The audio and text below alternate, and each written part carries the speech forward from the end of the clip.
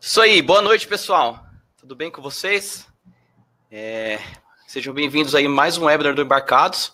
Hoje aí um webinar especial, numa sexta-feira de Black Friday. Então, espero que vocês aproveitem bastante aí. Para iniciar aí, eu vou pedir que vocês digitem aí a cidade, estado de onde vocês estão assistindo, para a gente ter uma ideia aí que vocês estão ouvindo bem. Beleza? Vamos ver.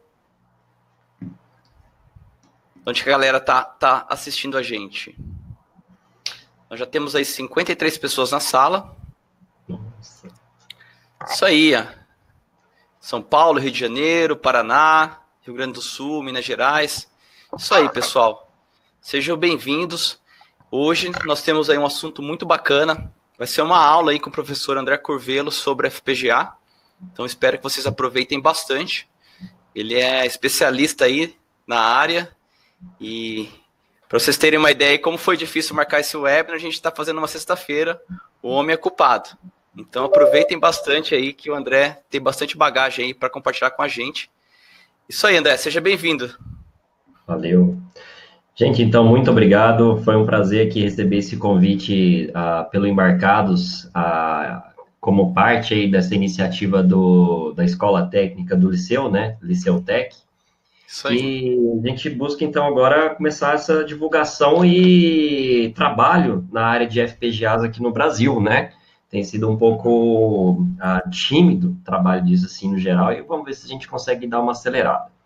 Então, o tópico desse webinar, vulgo palestra online, é Introdução ao mundo do hardware reconfigurável. Vamos conhecer essas FPGAs. Quem não conhece vai passar a conhecer e quem já conhece vai saber talvez um pouquinho mais. Beleza, gente? Bom, falando aqui só um pouquinho a meu respeito, alguns aqui já me conhecem, outros conhecem muito bem, outros não conhecem, literalmente, né? Só viu fotinha assim, achou que é alguém legal ali, ou não, né? Vai saber. Eu sou engenheiro de computação, formado pela USP de São Carlos.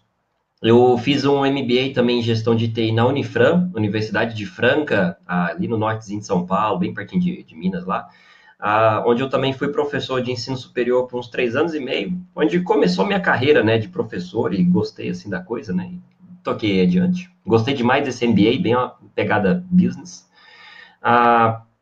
Paralelamente, quando eu comecei meu MBA, também toquei um mestrado em processamento de sinais e instrumentação com a USP de São Carlos, também com o professor Evandro, que foi meu orientador de TCC e também do mestrado. Eu sou atualmente articulista do portal Embarcados e Felipe Flop, com quase literalmente um Stack Overflow de artigos aí para soltar a escrita, que recentemente o ritmo de trabalho foi bem nervoso aí, com entregas e projetos, eu mudei de emprego, aconteceu umas reviravoltas nervosas aí, mas deu tudo certo, e logo vamos ter alguns artigos, novidade aí. Atualmente eu sou engenheiro de desenvolvimento de software embarcado na Positron PST aqui em Campinas, e como eu falei ali, começou minha carreira na Unifran, eu não parei de dar aula, eu dou aula aí a tota e a rodo aí, para cima e para baixo, presencial, virtual, remoto, que seja. Então, sou professor de pós-graduação e graduação, dou aula na Unisal, Senai, Unip, e agora vou começar no Liceu Tech, lá em São Paulo. Né? É aqui do lado de Campinas, onde eu resido atualmente. Bom, gente, para começar, toda vez que eu faço alguma palestra ou atividade, eu gosto de usar algum motivacional. O dessa palestra é do Elon Musk, cara aí visionário, realmente alguém assim que tem trazido assim muita inovação. Vide aí o que ele fez com carros elétricos e até foguetes que pousam de ré, literalmente, né? Então, quando algo é importante o suficiente, você faz isso mesmo se as chances não estão a seu favor. Então, por que eu trago essa frase para o mundo das FPGAs? Porque, infelizmente, no Brasil isso tem sido bem tímido e é uma área importante. Parece que as coisas não estão muito a favor. Parece que, tipo assim, o mercado, a área, a aplicação, assim, onde que eu vejo isso, não tem... Cara, tem aplicações, tem oportunidades, tem colocações que demandam aí uma experiência, um know-how, habilidade de mexer com isso. E cada vez mais empresas de tecnologia estão conhecendo, identificando e se posicionando na importância que a tecnologia da FPGA possui e pode oferecer para a criação de produtos aí cada vez melhores, tá? Então, para dar um gás assim também no que a gente está falando, vejam essa notícia aí da Startup. Ela não é tão recente assim, né, de 2016, né? Que fala basicamente que as startups de hardware são a chave para a próxima revolução digital. Eu já falar revolução industrial aqui. Por quê? Exatamente porque casa com a onda da internet das coisas. A gente começa a ter agora por adventos aí de evolução tecnológica, dispositivos cada vez menores, bateria, recurso digital, conectividade, tudo quanto é funcionalidade aí, a agregação de serviços que são basicamente representados por coisas. Então, vide aí, por exemplo, você usar um tênis inteligente, uma roupa inteligente, um carro que fala com seu celular, uma casa aí que, por exemplo, é integrada com bombeiros, polícia, você, monitoramento. As coisas começam a ficar mais inteligentes e agregando valor no dia a dia do ser humano e das pessoas como um todo, empresas e negócios. E o hardware é uma parte relevante e importante nesse cenário. E você ter pessoas cada vez mais qualificadas e preparadas para lidar e criar valor nessa revolução digital que é embasada em criar coisas, e essas coisas são hardware. Então, isso é uma necessidade para a gente ter um posicionamento econômico, porque é o valor que está sendo gerado daqui para frente. Não é simplesmente você fazer só um portalzinho web, uma paginazinha ou um app Android ou mobile que seja. Tem coisas aí agregadas já palpáveis que fazem parte do negócio ou do serviço como ele é apresentado. Seja daqui a pouco fazer uma coleira de cachorro inteligente, dispenser de ração, coisa ali, eletrodoméstico, geladeira. Então você vê que todas essas coisas são coisas que todo mundo já usa no dia a dia, mas tem funcionalidades. E tudo incorporado em termos de hardware também, tá? E o que são as FPGAs? Por que a gente vai falar desses caras? Por que surgiu esse papo todo?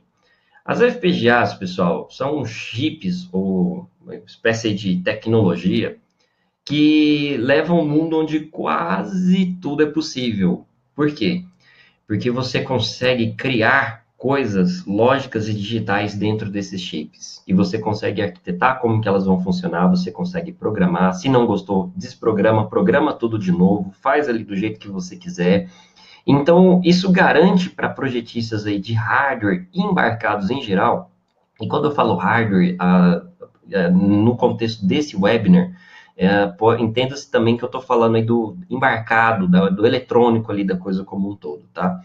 Normalmente o pessoal pensa hardware, só a placa ali, só o equipamento. Não, coisa como um todo ali. E aí, você não gostou, você apaga ali a lógica, cria de novo, arquiteta outra coisa. São chips que ele sozinho, a FPGA sozinha, é um peso para papel ali. Se você não gravou nada, o chip não opera nada. Se você ligar, desligar, o chip está morto. Mas você consegue gravar a alma do chip dinamicamente conforme você bem imaginar e conforme o chip também suportar. Então você pode pegar igual esse que está aparecendo aí na projeção aí da imagem de vocês, é uma Virtex, uma FPGA bem poderosa da Xilinx. Pode gravar ali, por exemplo, sei lá, um processador de rede. Não gostou ou não é um projeto? Não, grava ali, sei lá, um minerador de Bitcoin, grava, sei lá, um processador de rádio, grava um processador de rede, de uma GPU. São chips que possuem, sim, essa flexibilidade. Ele pode assumir uma funcionalidade ali de um dado jeito, ou de dado outro, vai depender das coisas que você está ligando nele, de como está fazendo interface com o mundo real.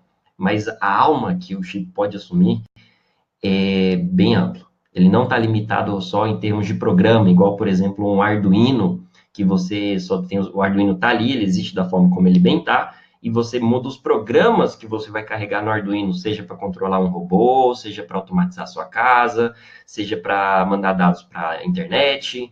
Então, você está limitado ao que o Arduino oferece. Numa FPGA, você não tem necessariamente esse limite. O limite, ele ganha um nível um pouco mais baixo. Então, você fica restrito, às vezes, em termos mais físicos do que a FPGA ali tem de memória dela, né, que é o recurso lógico que ela possui, mas a habilidade criativa que você tem com essa tecnologia é muito maior. Mas aí, como diz aí tem homenagem ao Stan Lee, né, Com muitos poderes vem muitas responsabilidades. Por que que eu falo isso?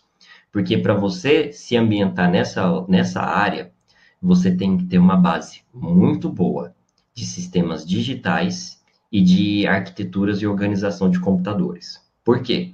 Na hora que você baixa o nível da coisa, pensa assim, você está no Arduino, você está normalmente o Arduino tem uma arquiteturinha dele, e você está lidando mais ou menos na camada de software. Então você programa uma arquitetura ali que já existe, você conhece mais ou menos, beleza.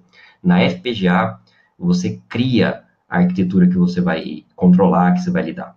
Então você tem que saber noção aí de lógica digital, portas lógicas, multiplexadores, demultiplexadores, circuitos somadores, contadores, flip-flops, tudo quanto são esses beabás da parte bem grossa ali da área de lógica digital, sistemas digitais. Então, aí tá uns 2 livros que eu particularmente gosto bastante, que me ajudaram bastante.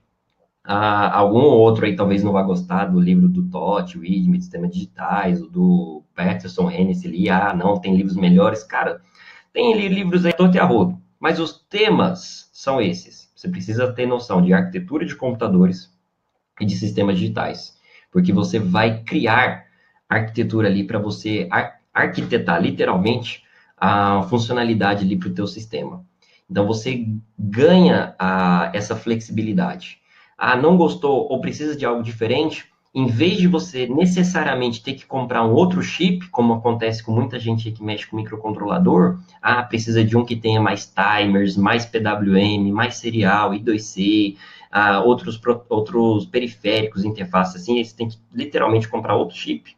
Na FPGA, se você tem ali os sinais, pinos, não está limitado fisicamente na coisa ali de ligação, é basicamente você fazer a implementação da arquitetura daquilo para o chip começar a assumir mais papéis que você quer que ele assuma. Então, isso traz aí uma flexibilidade para projetos embarcados como um todo, né? E na continuidade da coisa, para vocês entenderem como que a gente chega, a parte mais baixa de todo qualquer sistema digital, podem até falar que sejam os transistores, mas na verdade está um pouco acima, são as portas lógicas, pessoal. São as células dos sistemas digitais. Então a gente vai fazer aqui um caminho subindo, mas como se fosse um zoom, desde a célula até o último componente, do que faz a parte ali do cerne das FPGAs. A parte mais elementar é o que está aqui, por exemplo, no beabá de sistemas digitais. São as portas lógicas. Portas que fazem operação de OR, AND, SHOR, NOR, NAND, NOT. São operações lógicas aí que verificam se um sinal ali pode ser uma coisa ou outra, ou negação, uma coisa e outra, uma coisa ou exclusiva outra, ou não exclusiva, ou não negado e negado, e por aí vai. São operações que têm um forte fundamento lógico, e acreditem, isso aqui vem da álgebra booleana, pessoal. Eu dou aula de lógica digital. Vem da álgebra booleana. E, pasmem, a álgebra booleana e também matemática discreta são duas as áreas que fundamentam totalmente a computação como a gente conhece. E a computação ela tem um fundamento matemático tão forte que os primeiros caras que começaram a criar o que a gente hoje entende por computação foram matemáticos, tá? Então, por isso que a gente pega muito professores aí, galera que ensina, a gente pega muito no pé que para você ser um bom programador, projetista, design, tudo que seja na computação, você tem que ter as noções de lógica bem elaboradas, porque isso vai te ajudar em toda e qualquer linguagem de programação, seja em C, Java, Python, e até mesmo FPGAs, principalmente, que usam literalmente esse recurso de lógica aí.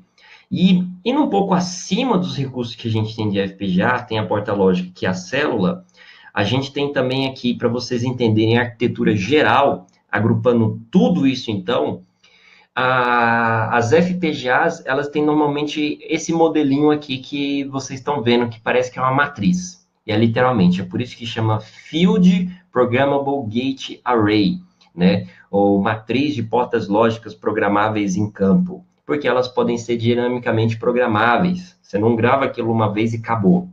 Mas você não gostou, grava de novo, apaga, grava de novo, apaga e grava de novo.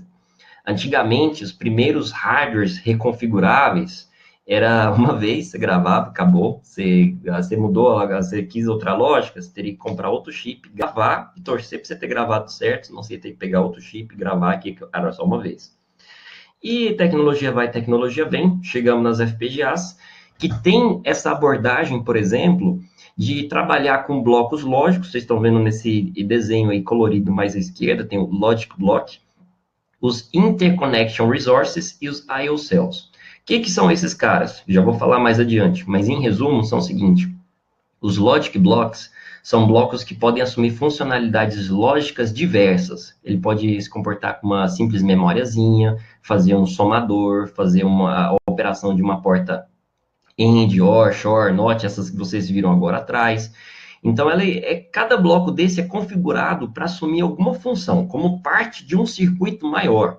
Então, você às vezes vai desenvolver algum circuito lógico ali, qualquer que seja, vai virar um trambolho grande, e a FPGA, ela se organiza para cada um desses blocos, tantos quantos se possa ter, assumam funções ali diversas, e eles vão ficar ligados para cada parte como um todo, ser ligada de forma a desempenhar o papel do circuito que se espera que aquela FPGA suporte.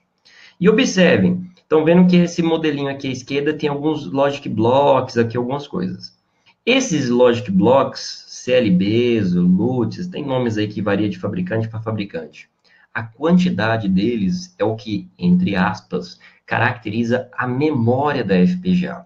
Ou seja, quanto mais blocos lógicos o chip de FPGA possuir, mais recursos você consegue implementar nela. Você consegue fazer processadores com vários núcleos, você consegue fazer GPU, unidade de criptografia. Então, quanto mais recurso ela tem, mais coisa lógica complexa você vai conseguir fazer. Se ela tem pouco, então, aí você tem que baixar a cabeça, assumir a humildade e ver ali o que você consegue fazer com aquele chip. Às vezes consegue fazer alguma coisa legal, mas não tão complexa assim. Então, os blocos lógicos, ou a memória lógica, né, é mais ou menos o espaço de recurso que você tem para trabalhar. E então, indo na continuidade da coisa, vejam só, esses Configurable Logic Blocks, eles são a unidade essencial de configuração de funcionalidades lógicas. Basicamente, eles são MacGyver, porque essas porcariazinhas podem assumir toda sorte de função lógica que você puder imaginar. Igual eu falei, memória, divisor de frequência, somador, a função lógica e ou exclusivo, negação, tudo quanto for funcionalidade lógica diversa, um bloco desse pode assumir, o que já poupa bastante recurso de tecnologias de tempos atrás, e tantos quantos mais blocos possuírem, como eu falei, mais complexas funções a FPGA pode desempenhar.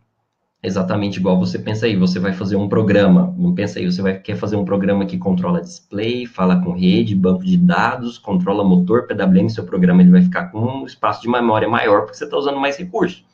E às vezes o chip que você está usando lá vai ter memória para isso, ou não. E a mesma coisa também para o FPGA, você vai fazer um negócio que mexe com rede, com display, com coisa, com sinal, assim assado, vai usando mais lógica, mais lógica, mais lógica. Então, quando vocês vão pensar em FPGA, é lógica que vocês vão pensar, tanto na lógica do raciocínio como arquitetar a coisa, como na lógica de espaço que o teu circuito vai ocupar também. Então, aqui vocês estão vendo, nesses desenhos, tem aqui esses carinhas, parecem uns trapéziozinhos azuis, esses são os multiplexadores, esses carinhas, esses quadradinhos, esses retângulos roxinhos, eu juro que isso é roxo, alguma mulher que estiver assistindo vai falar para mim que é alguma cor aí, mas eu enxergo em RGB, né? À direita, eles são flip-flops para servir aí de memória, outra manipulação de recurso que tiver. E aí tem alguns blocos de funções lógicas ali à esquerda que servem aí para, de acordo com a dada configuração, desempenhar ali AND, OR, NOT, SHOR, NOR e as funções que vocês viram logo ali atrás. E as coisas precisam estar ligadas entre si. Para isso, uma das partes importantes também da FPGA, dentre essas três que a gente está vendo que compõem ali o cerne do chip, são os Configurable I/O Blocks, ou, traduzindo aí para o bom e velho português, blocos configuráveis de entrada e saída. Esses caras, eles configuram o sinal que sai de cada um desses Configurable Logic Blocks, então o sinal sai daqui, normalmente ele vai então para esses Configurable I/O Blocks, aos nomes ingleses, né? E aí, aqui, a FPGA também é capaz de configurar o seguinte: se o sinal que sai do CLB, ele já vai sair do chip, vai seguir a vida, vai lá, segue a vida, vai para fora, segue sua vida, segue seu destino, vai embora. Então, consegue definir se ele vai para fora do chip, ou se, pera lá, o sinal, teu trabalho ainda não acabou, não. Aí ele configura o sinal para voltar e continuar o caminho ali para outro bloco lógico, outro caminho. Então, aqui, por exemplo, você vê que tem ali a Express Bus, Local Bus, normalmente são caminhos ali que falam, então, para onde normalmente a coisa pode seguir, por assim dizer, né? Em termos locais ou expresso, que, por exemplo, vai longe aquele sinal. E o sinalzinho ali pede esse quadradinho verde, é o pino. É aquele ponto externo ali mesmo do chip, que vai fazer a interface ali, seja lá com o LED, você quer usar um FPGA para piscar o LED, tudo bem, sem preconceito com isso, né? O pad é o que vai fazer a interface com o mundo externo, então tem ali uns tree states para controlar sinal, como é que o sinal vai se comportar, né? Dreno aberto, coletor, pull up, pull down, caramba, 4 ali e tal, tô falando o nome aqui tudo zoado. Então, esse cara é o que coordena como que a coisa vai sair ou voltar, ou os dois também, né? Você configura, cara, você configura tudo, cara, configura tudo que você quiser. Beleza. E uma vez configurado, temos as rotas, que são as interconexões configuráveis, ou falando, né, bonito em inglês, Configurable Interconnect. Esses blocos de matriz aqui no meio é como se fossem roteadores. Esses caras, eles coordenam as rotas de sinais que vão fazer, então, as conexões entre os blocos lógicos configuráveis. Ou seja, esses Configurable I/O Blocks ditam se o sinal vai, volta ou sai. E uma vez aqui dentro dos barramentos também, esses bloquinhos, eles também determinam se os sinais, por sua vez, vão ligar aqui um outro bloco lógico configurável, vai para outro bloco, vai para cá, vai para fora. Então, as interconexões configuráveis, elas basicamente fazem o papel aqui de depois, voltando aqui um pouco, opa, voltei demais. Fazem o papel aqui de indicar como que os sinais depois eles vão ser coordenados entre os blocos lógicos configuráveis. Então, nas extremidades aqui do chip, a gente tem os I/O blocks, que configuram se a coisa sai ou volta, e as matrizes de interconexão que coordenam como cada um dos blocos lógicos vão estar falando entre si. É uma parte crítica essas matrizes de interconexão, porque elas é que vão lidar com os caminhos que os sinais vão passar dentro do chip. Então, o pessoal que está trabalhando aí, aprendendo com o chip, vai fazer uma coisa ali com a frequência um pouco maior, vai lidar ali com o sinal que vai fazer ali, sei lá, processamento de sinal, de imagem, de criptografia, essas coisas mais complexas, chiquezinhas aí, né?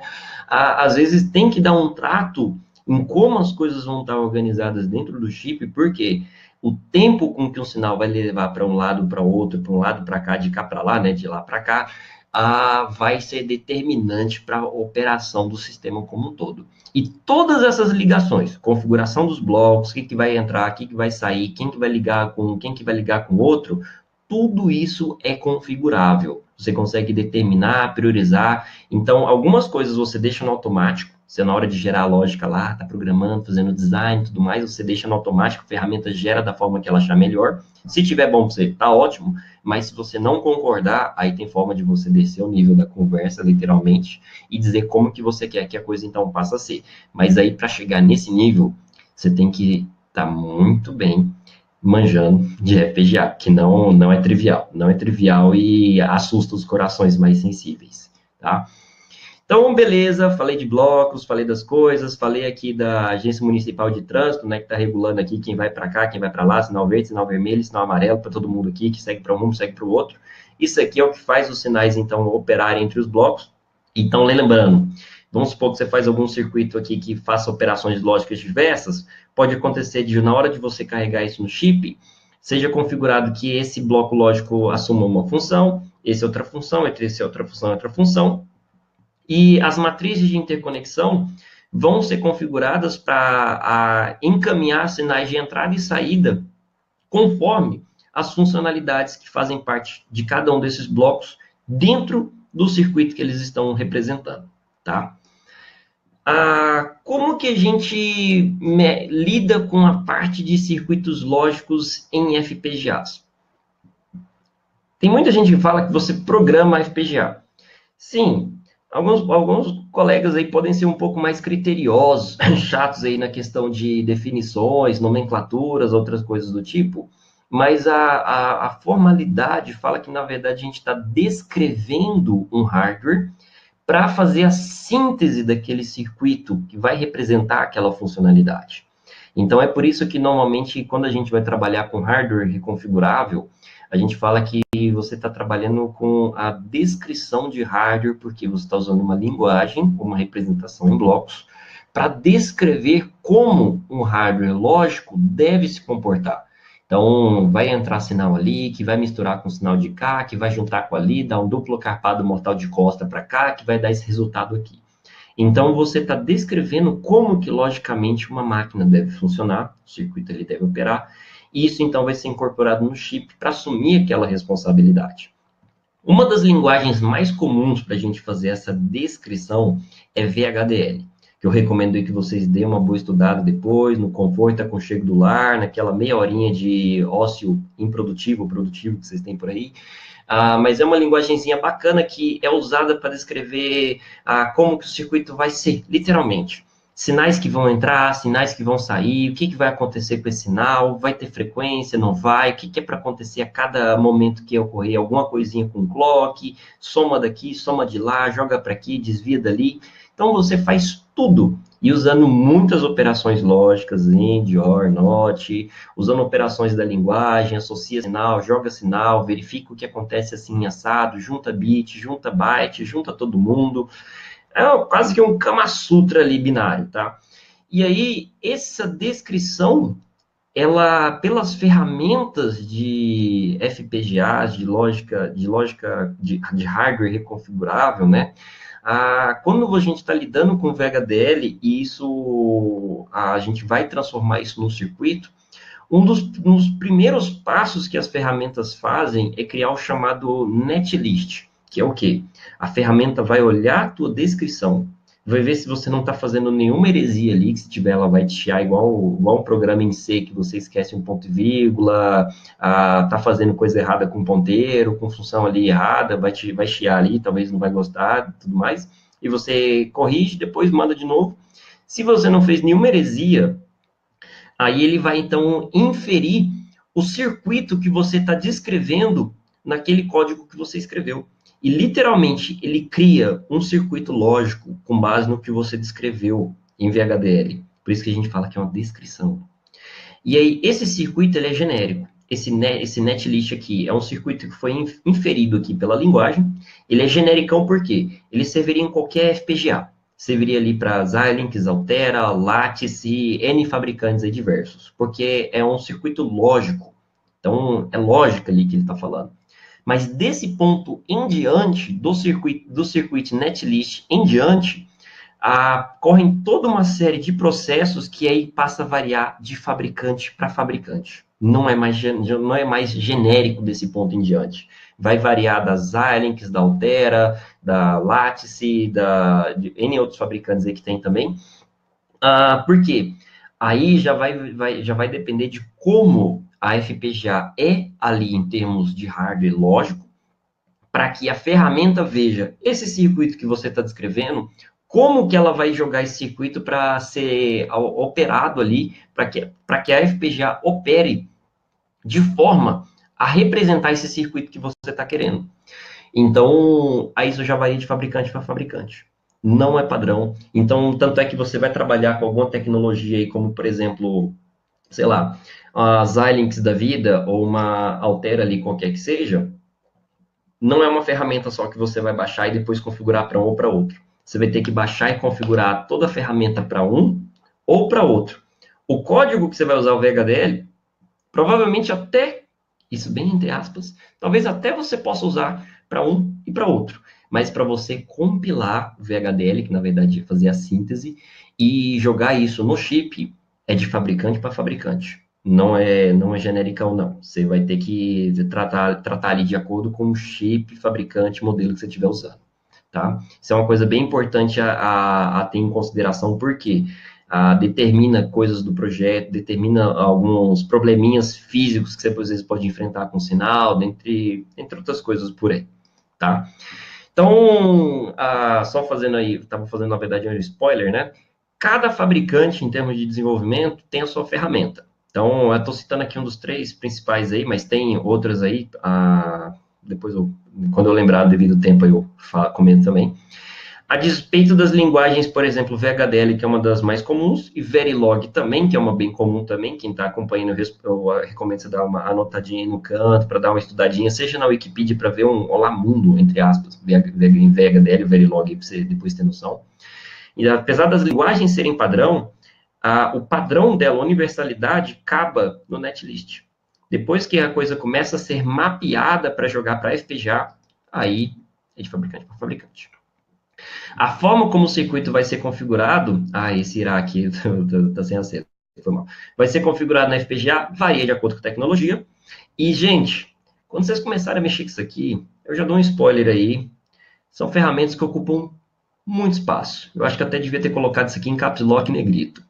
Eu fui preparar aqui o material desse webinar, e vamos torcer aqui que a Lady Murphy não saia comendo solto, né? Que eu vou tentar fazer uma demo. Se falhar a demo, pelo menos eu vou tentar mostrar alguma coisa aqui. Mas se falhar, deixa encaminhado. Ao Vivado, gente, 30 gigabytes essa ferramenta. E as outras aí não fogem muito, não. 6, 10, 15 gigabytes na média, sabe? É muito espaço. Então, você tem que ter espaço em disco aí, viu? E às vezes o que você vai fazer é até simples, mas a ferramenta ali, a carga que ela traz é muita coisa, tá?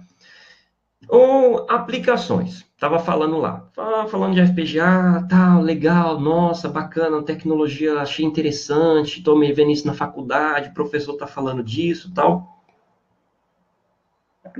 Tomando aqui um energéticozinho. Onde que isso vai mudar a minha vida? Como que isso talvez vai me ajudar a ser um profissional melhor ou mais bem posicionado aí, seja lá em embarcados ou o que quer que seja? Pode ser que às vezes você nem venha imediatamente a vir a trabalhar com FPGA, mas você tendo noção, sabendo mexer, sabendo ali se virar nos 30 e começar a fazer algum trabalho qualquer que seja, você vai estar preparado para oportunidades que possam surgir, seja na empresa que você estiver trabalhando ou até mesmo seja em outras colocações possíveis por aí. E aplicações, gente, que mexe com FPGA, normalmente, o grosso delas é processamento de sinais, tá? Então, exemplo disso, essa placa que vocês estão vendo aí no topo, parece uma placa de computador, que literalmente é uma placa para você enfiar aí num PC Express, alguma coisa da vida de um servidor, outra coisa assim. Essa, gente, é uma placa para você conectar a módulos de rede em fibra ótica, pra você ter noção. Isso é uma placa que consegue, se eu não me engano, essa Virtex 6 aí que está projetada, acho que ela lida com, eu não sei se é 10 a 20 gigabits de transmissão, tá? Então, para lidar com, se eu não me engano, acho que aqui esse conector metálico que tem cheio de uns furinhos aqui à esquerda da placa, eu acho que ele suporta a conexão de uns 4 plugáveis, que é o nome que a gente dá para esses modulinhos. Você pluga ali, ele tem os furinhos para você colocar as fibra ótica, né? A fibra para transmissão, fibra de recepção. Acho que uns quatro plugáveis ali. E ela faz toda a configuração desses plugáveis, desses módulos, consegue modular os sinais de laser para transmitir e receber, e lidar com isso numa taxa de transmissão aí, se eu não me engano, de uns 20 gigabits, que é muita coisa, gente. Então, como que isso é possível? Com FPGA. Para fazer o processamento de sinal disso, o controle disso, que envolve várias frequências diferentes para cada protocolo. Eu trabalhei aí uns 2 anos e meio com rede de comunicação ótica aí, basicamente na parte de hardware, firmware da vida. Cara, é muito complexo isso aqui. E é com FPGA para você conseguir, ou ASIC, que são chips aí dedicados, que é o que você consegue ter para lidar com a complexidade de frequência, temporização e paralelismo, dentre as várias coisas que tem que estar ali acontecendo simultaneamente. Outro exemplo, vocês estão vendo essa placa aqui verde à esquerda, que tem uma anteninha. Outro ponto que está pegando bastante hoje é o rádio definido por software, onde você tem ali um módulo que consegue trabalhar numa faixa de frequências de tantos megahertz a gigahertz que seja, e modular codificar e decodificar sinais em qualquer banda que seja e protocolos diversos. Então, uma plaquinha dessa, por exemplo, você poderia configurar ela para falar Wi-Fi. E ela vai falar Wi-Fi, vai transmitir, vai receber Wi-Fi. Ou você poderia, por exemplo, configurar ela para falar Bluetooth e vai falar, vai transmitir e receber Bluetooth. Ou, por exemplo, falar aí, sei lá, igual o sinal desses, sinal de TV digital, sinal de controle de portão, é a radiofrequência também.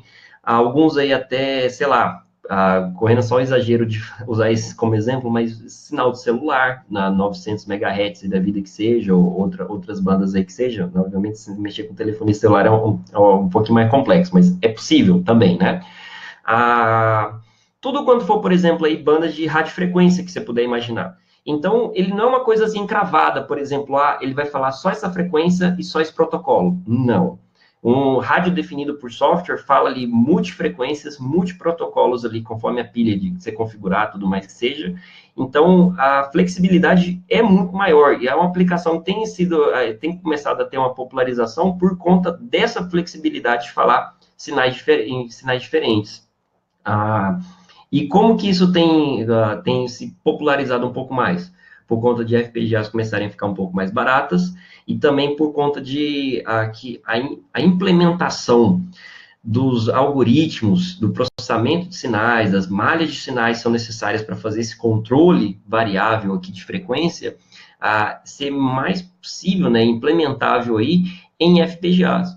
Então, um rádio definido por software, quem aí mexe com controle, é um exemplo muito bacana do processo de aquisição de sinal, processamento e o retorno, usando os ADC, DAC, o processamento ali na FPGA. Então, ele recebe sinal que vem da antena, faz um processamento ali e é capaz de voltar a coisa também para o sinal também ser propagado. Então, ele recebe sinal, processa e, às vezes, é capaz também de fazer o retorno ali do sinal. É um exemplo muito forte de processamento de sinais, por conta da rigorosidade de recurso computacional envolvido nesse processo. Outro caso aqui é essa notícia que eu recortei e coloquei para vocês, FPGAs on Mars, falando sobre o papel das FPGAs, por exemplo, das Xilinx, já presentes em sondas, estão aí fazendo o papel de exploração de Marte, como Mars Exploration Rover, tem FPGAs aí em satélites diversos, e onde que isso é aplicável? Essas sondas, elas carregam uma grande quantidade de sensores aí que estão avaliando toda a sorte de sinais. Sinal de clima, sinal de solo, radiação, N outros, que envolve ali um processamento de sinal também muito, como é que fala? Exigente, né? Muito, não seria bem exigente, pesado. E você fazer isso, às vezes, em CPU, seria computacionalmente penoso. A CPU, às vezes, ela até conseguiria fazer ali, conseguiria, mas não com o mesmo desempenho. Seria ali, às vezes, não daria o timing, não daria o tempo ali necessário, por exemplo, para você ter uma resposta desejada, ou você ter a resposta a tempo que você queira. E aí, usar esses recursos, por exemplo, em satélites, em sondas espaciais, as FPGAs elas conseguem ter um paralelismo, ou seja, executar várias funções ali ao mesmo tempo, além de conseguir fazer o processamento, a parte toda de processamento de sinais, para dar ali a resposta em tempo e em qualidade necessária ali para o processo que se queira, por exemplo, tá? Então, é uma aplicação aí que tem sido bem adotada, gente, muito bem adotada mesmo. Na continuação da coisa, vocês aí estão vendo, curiosos, querendo saber um pouquinho mais, o que é que seja, quem aí porventura está começando, às vezes você está fazendo uma faculdade de computação, às vezes você está aí fazendo talvez cursos técnicos na área que seja de lógica, por exemplo. Às vezes a instituição tem algumas placas ou kits, você consegue usar ali, beleza, vai aprender. Às vezes não tem, às vezes você está querendo aprender por conta. E aí tem um detalhe, normalmente esses kits são caros. Quando eu estou falando que são caros, é porque é coisa da ordem ali de R$300 para mais. Você consegue mais barato? Consegue. Kits chineses com documentação chinesa que vai chegar para você em 3 meses se chegar. Então, você consegue algumas opções aí um pouquinho mais confiáveis? Consegue. Uma das mais baratas é essa aqui chamada Papilio One. Essa Papilio One, ela é uma placa que foi mais ou menos projetada no estilão do Arduino, lembra um pouco, não necessariamente ela tem os conectores padrão Arduino Uno R1, mas você desenvolve para ela, seja usando as ferramentas da Xilinx, em modo hardcore, VHDLzão, igual eu mostrei agora há pouco, ou eles têm também uma ideia igualzinha à do Arduino para você programar essa FPGA. Então, ela é um ponto de partida aí mais maker para criadores aí, que quer que seja, para começar a entrar nesse mundo, aprender, usar e mexer. E o interessante é que tá vendo que é uma FPGA. O desenvolvimento aqui com a Papilho, o que eles fazem? Eles carregam um núcleo de Atmega nessa FPGA e você carrega o programa em C compilado para esse núcleo executar aqui. Então, é um exemplo muito interessante até de aplicação de FPGA, essa placa, porque aqui você tem uma FPGA que é carregada com a lógica que representa um microcontrolador. Então, quando isso é carregado, esse chip passa a se comportar como um microcontrolador. E você é capaz também de carregar um programa para esse microcontrolador executar. Então, é tipo assim, a faca é o queijo da coisa para você ver funcionando. É bem legal. Eu já me diverti bastante com essa plaquinha aqui. E, por exemplo, outro exemplo, a do pessoal da Papilho, você consegue carregar aqui um núcleo de analisador lógico. Então, essa placa passa a se comportar como um analisador lógico de sinal. Você usa aqui os sinais dela como ponta de prova, para ver sinal subindo, descendo, análise de protocolo, toda sorte aí de recursos que você puder imaginar. Então, é bem prático, bem interessante essa FPGA, a despeito de não ser as mais modernas, não ser das mais modernas, mais recentes, ela é suficiente para quem está aprendendo e entender um pouquinho mais. Beleza. Continuando no que eu estou falando aqui, que a gente vai começar a mexer lá no Liceu Tech, a placa que a gente vai usar vai ser essa Basis 2. Ela também usa uma Xilinx parecida a essa da Papilho One, mas ela é um pouco mais sofisticada. Já tem aí display, botões, switches, conectores para sensores, aqui na frente, por exemplo, né? Conectores para sensores, porta serial, USB para fazer programação e debug. Então, ela é assim, um pouco mais sofisticada, tá? Que a Papilho. E essa é a placa que quem estiver acompanhando aí, não sei quem já viu os anúncios do Liceu, tá por dentro, a gente vai usar nos módulos de FPGA 1 e FPGA 2 lá no Liceu Tech. Por quê? A FPGA é um tema muito, muito, muito extenso. Não dá para ensinar tudo no que seria um curso só, ou a não sei que o curso durasse o ano inteiro, né? E ainda assim, acho que ainda daria tempo para estudar tudo. A gente vai fazer, normalmente a abordagem vai ser mais ou menos a seguinte: FPGA 1 é o curso aí para quem ou não viu nada, ou viu muito pouco, ou está querendo rever e relembrar, para começar ali a entender a coisa, saber programar, como é que as ferramentas, como é que a descrição, o que é esse tal de VHDL, como é que eu faço um circuito assim assado. Então, o FPGA 1 é um curso que a gente projetou para ser o ponto de partida para o cara entender, começar a se posicionar, saber usar as ferramentas e saber programar ali a parte essencial da coisa.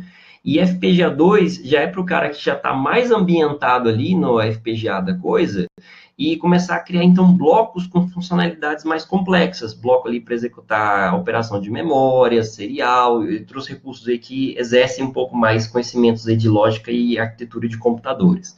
E aí tem um spoilerzinho de FPGA 3 que está lá para frente, que são 3 cursos que a gente vai estar arquitetando aí para o Liceu. O FPGA 3 vou deixar para falar lá mais para frente. Então, um dos outros pontos que também está começando e pegando muito hoje é o seguinte: a união de processadores com FPGAs. Por quê? Vocês viram aí que eu falei que das aplicações mais comuns de FPGAs é processamento de sinal. Então, às vezes você usa isso aqui conectado com o computador, como vocês estão vendo essa placa de cima aí, que tem um módulo, tem uma placa que conecta PCI Express, ou essa de rádio definido por software, que fala, seja USB, por exemplo, mas ela fala com uma outra unidade que tem um processamento, que seja um computador, uma Raspberry Pi, que seja qualquer. Mas sempre as FPGAs elas estão operando em conjunto com alguma coisa, normalmente, tá? Normalmente. Vai ter gente que vai falar, não, no meu caso não, tá bom.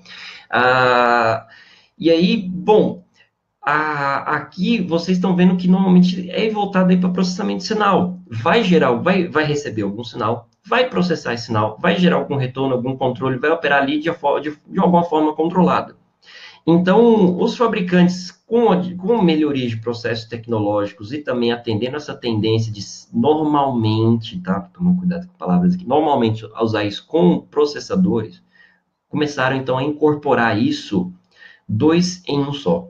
A gente começou a ter, então, FPGAs que são aí agregadas em processadores já, para você poder fazer toda essa parte de hardware configurável junto com outro chip já nativo, capaz de executar ali processamento. Seja, por exemplo, aí uma Raspberry Pi capaz de executar Linux. Já imagina uma Raspberry Pi com FPGA.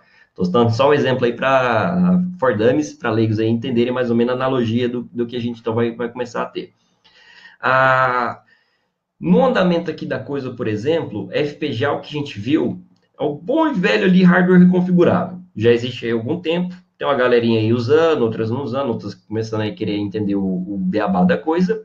Dá para você fazer tudo, por quê? São chips ali que internamente você consegue configurar ele para desempenhar a função lógica que você bem quiser. Seja você transformar o chip aqui, seja lá a bases aqui, transformar isso aqui num mini videogame, numa coisa qualquer que seja transformar isso num processador, igual eu estava citando o exemplo aqui da Papilho, que você consegue carregar o core de um Arduino, por exemplo, nele, para ele se comportar como se fosse um Arduino. Então, dá para você fazer de tudo baseado em lógica digital. E a tendência de incorporar isso em outros chips também está indo na linha de incorporar com chips da linha ARM, tá? Que tem se consagrado a esses ARMs no meio de embarcados por serem processadores robustos, capazes de executar toda sorte de programas, amplo leque de instruções, já com um meio de desenvolvimento bem estabelecido, tem linhas de ARM capazes de executar Linux embarcado, outros são para sistemas de tempo real, ou bare metal, que a gente costuma falar também, sem ser real time, sem ser RTOS, por exemplo. Então, a ARM tem se consagrado nesse meio aí de junção entre FPGA e processador também. E o bacana disso é que você tem ali um processador dedicado para executar um programa qualquer que seja, parecido ao exemplo que se a lei de Murphy não sair comendo solta, é o que a gente talvez vai conseguir fazer hoje, tá? Mas vocês já estão avisados. E normalmente tem processadores ARM em algumas FPGAs que já vem com GPU, o negócio fazer vídeo ali, que quer que seja, controlador de rede, e outros controladores ali, GPIO, Pino, I2C, SPI, CAN, ART. Quando não, esses modulinhos aqui no final, GPIO, I2C, CAN, ART, eles são desempenhados pela FPGA. Então, eu já vi as duas vertentes aí que eu tive trabalhando bastante com a FPGA nos últimos tempos. Eu vi a processador que já vem com esses recursos aí à parte, então ele tem ali seus interfaces, sinais e tudo mais, e já vi outros que tem só processador e a FPGA faz o grosso de interfaces com o mundo real. Aí varia de fabricante para fabricante, o que o pessoal sentou, quis mexer, fez ali o que quer que seja ali, por exemplo, da conta, tá? Então, é mais ou menos nessa linha. Depende do fabricante. Vocês vão ver alguns desenhos mais para frente, tá? Bom, como que fica essa união entre processadores e FPGAs? Estou vendo que tem alguns colegas aqui fazendo perguntinhas. Eu vi que tem algumas marcadas. Aí logo mais eu vou sair respondendo, tá? No final a gente vai ter o... Pode deixar para depois, André. Tá bom. Estou vendo que está marcando. Beleza. Como que fica a união? Vamos lá. O FPGA 2 em 1, ele surgiu mais ou menos da seguinte forma. Até um tempo atrás, boa parte dos projetos, tá? Normalmente era dessa linha, dessa vertente da direita. 2 chips aí que a gente tem. Cada chip tendo seu banco de memória, controle de dispositivos, e um falando com o outro ali, por exemplo. CPU falando com a FPGA. Por que eu estou falando que isso é normal? Porque tem gente que implementava, além de outras funcionalidades lógicas, o desempenho de processamento na FPGA também, que são os chamados soft cores. Você implementar, é o caso, por exemplo, da Papilho, que você implementa um Arduino para funcionar aqui dentro do chip. Então, daria para eu fazer um Arduino para operar aqui dentro, desempenhando também outras atividades lógicas de controle. Então, só que o Arduino, ele não está aqui independente da FPGA, ele é construído na FPGA. Na verdade, o nome certo é ZPUino. Depois, qualquer coisa, eu coloco ali embaixo como dica aí para vocês. É ZPUino, o núcleo que você controla aqui, né, coloca nessa FPGA. Só que ele não é uma parte física independente, ele é construído na FPGA. Então, por isso que ele é chamado de softcore. A parte negativa de usar isso é porque você está usando lógica de espaço da FPGA, que vai, por exemplo, dependendo do projeto, pode vir a ser um problema se você tiver que executar coisas mais complexas ali e acabar ficando sem espaço lógico. Lembra lá que eu falei dos blocos lógicos configuráveis? Quanto mais você tem, mais recursos, quanto menos, a coisa fica mais apertada. Então, às vezes, alguns projetos aí têm adotado o processador, às vezes o pessoal usa ali um processador x86, um ARM, PowerPC que seja, uma interface de comunicação, e normalmente as coisas estão ali, cada um no seu canto e um falando com o outro. Então, a FPGA, às vezes, fazendo processamento de sinal de rede, sinal elétrico, igual vi ali o colega já perguntando de Powerline, fazendo processamento, sei lá, de rede ótica, isso integrando ali, comunicando com uma CPU, que comanda ela para fazer outra coisa, verifica sinal, vê o status, conversa, comunica, faz todas essas coisas o tempo todo, e cada um operando no seu canto, cada um no seu quadrado. Só que como isso tem sido um padrão, trabalhar FPGA com CPU, bem comum, por que não ter os dois no mesmo chip? Então, essa é a tendência, estado da arte que a gente está tendo hoje, cada vez mais. Estão surgindo muitos processadores que estão vindo com esse recurso já. E é onde você, então, tem num chip os dois. Você tem uma CPU ou mais, dependendo da quantidade de núcleos, independente, ela não depende de lógica, não tem nada ali a ver com CLB, bloco lógico, não. Ela é uma CPU mesmo, que está ali no chip, e integrado junto mesmo ali com uma comunicação dedicada no chip com a FPGA também. Aqui nessa direita, a interface depende, por exemplo, de usar às vezes SPI, PCI Express, sei lá, USB, sabe? Alguma interface aí qualquer que você imagina que você possa ter para comunicar um cara com o outro. E isso vai ter ali delay, overhead e outras propriedades aí que a gente trabalha em termos de hardware. E quando a gente está com a coisa num chip, comunicando ali junto, rapaz, aí o negócio é um regaço. Aí o negócio é rápido, viu? E para vocês terem noção das Xilinx, que é essa plaquinha que a gente vai mexer hoje, nós vamos estar trabalhando com a Mini Z, que tem um processadorzinho aqui chamado Zinc.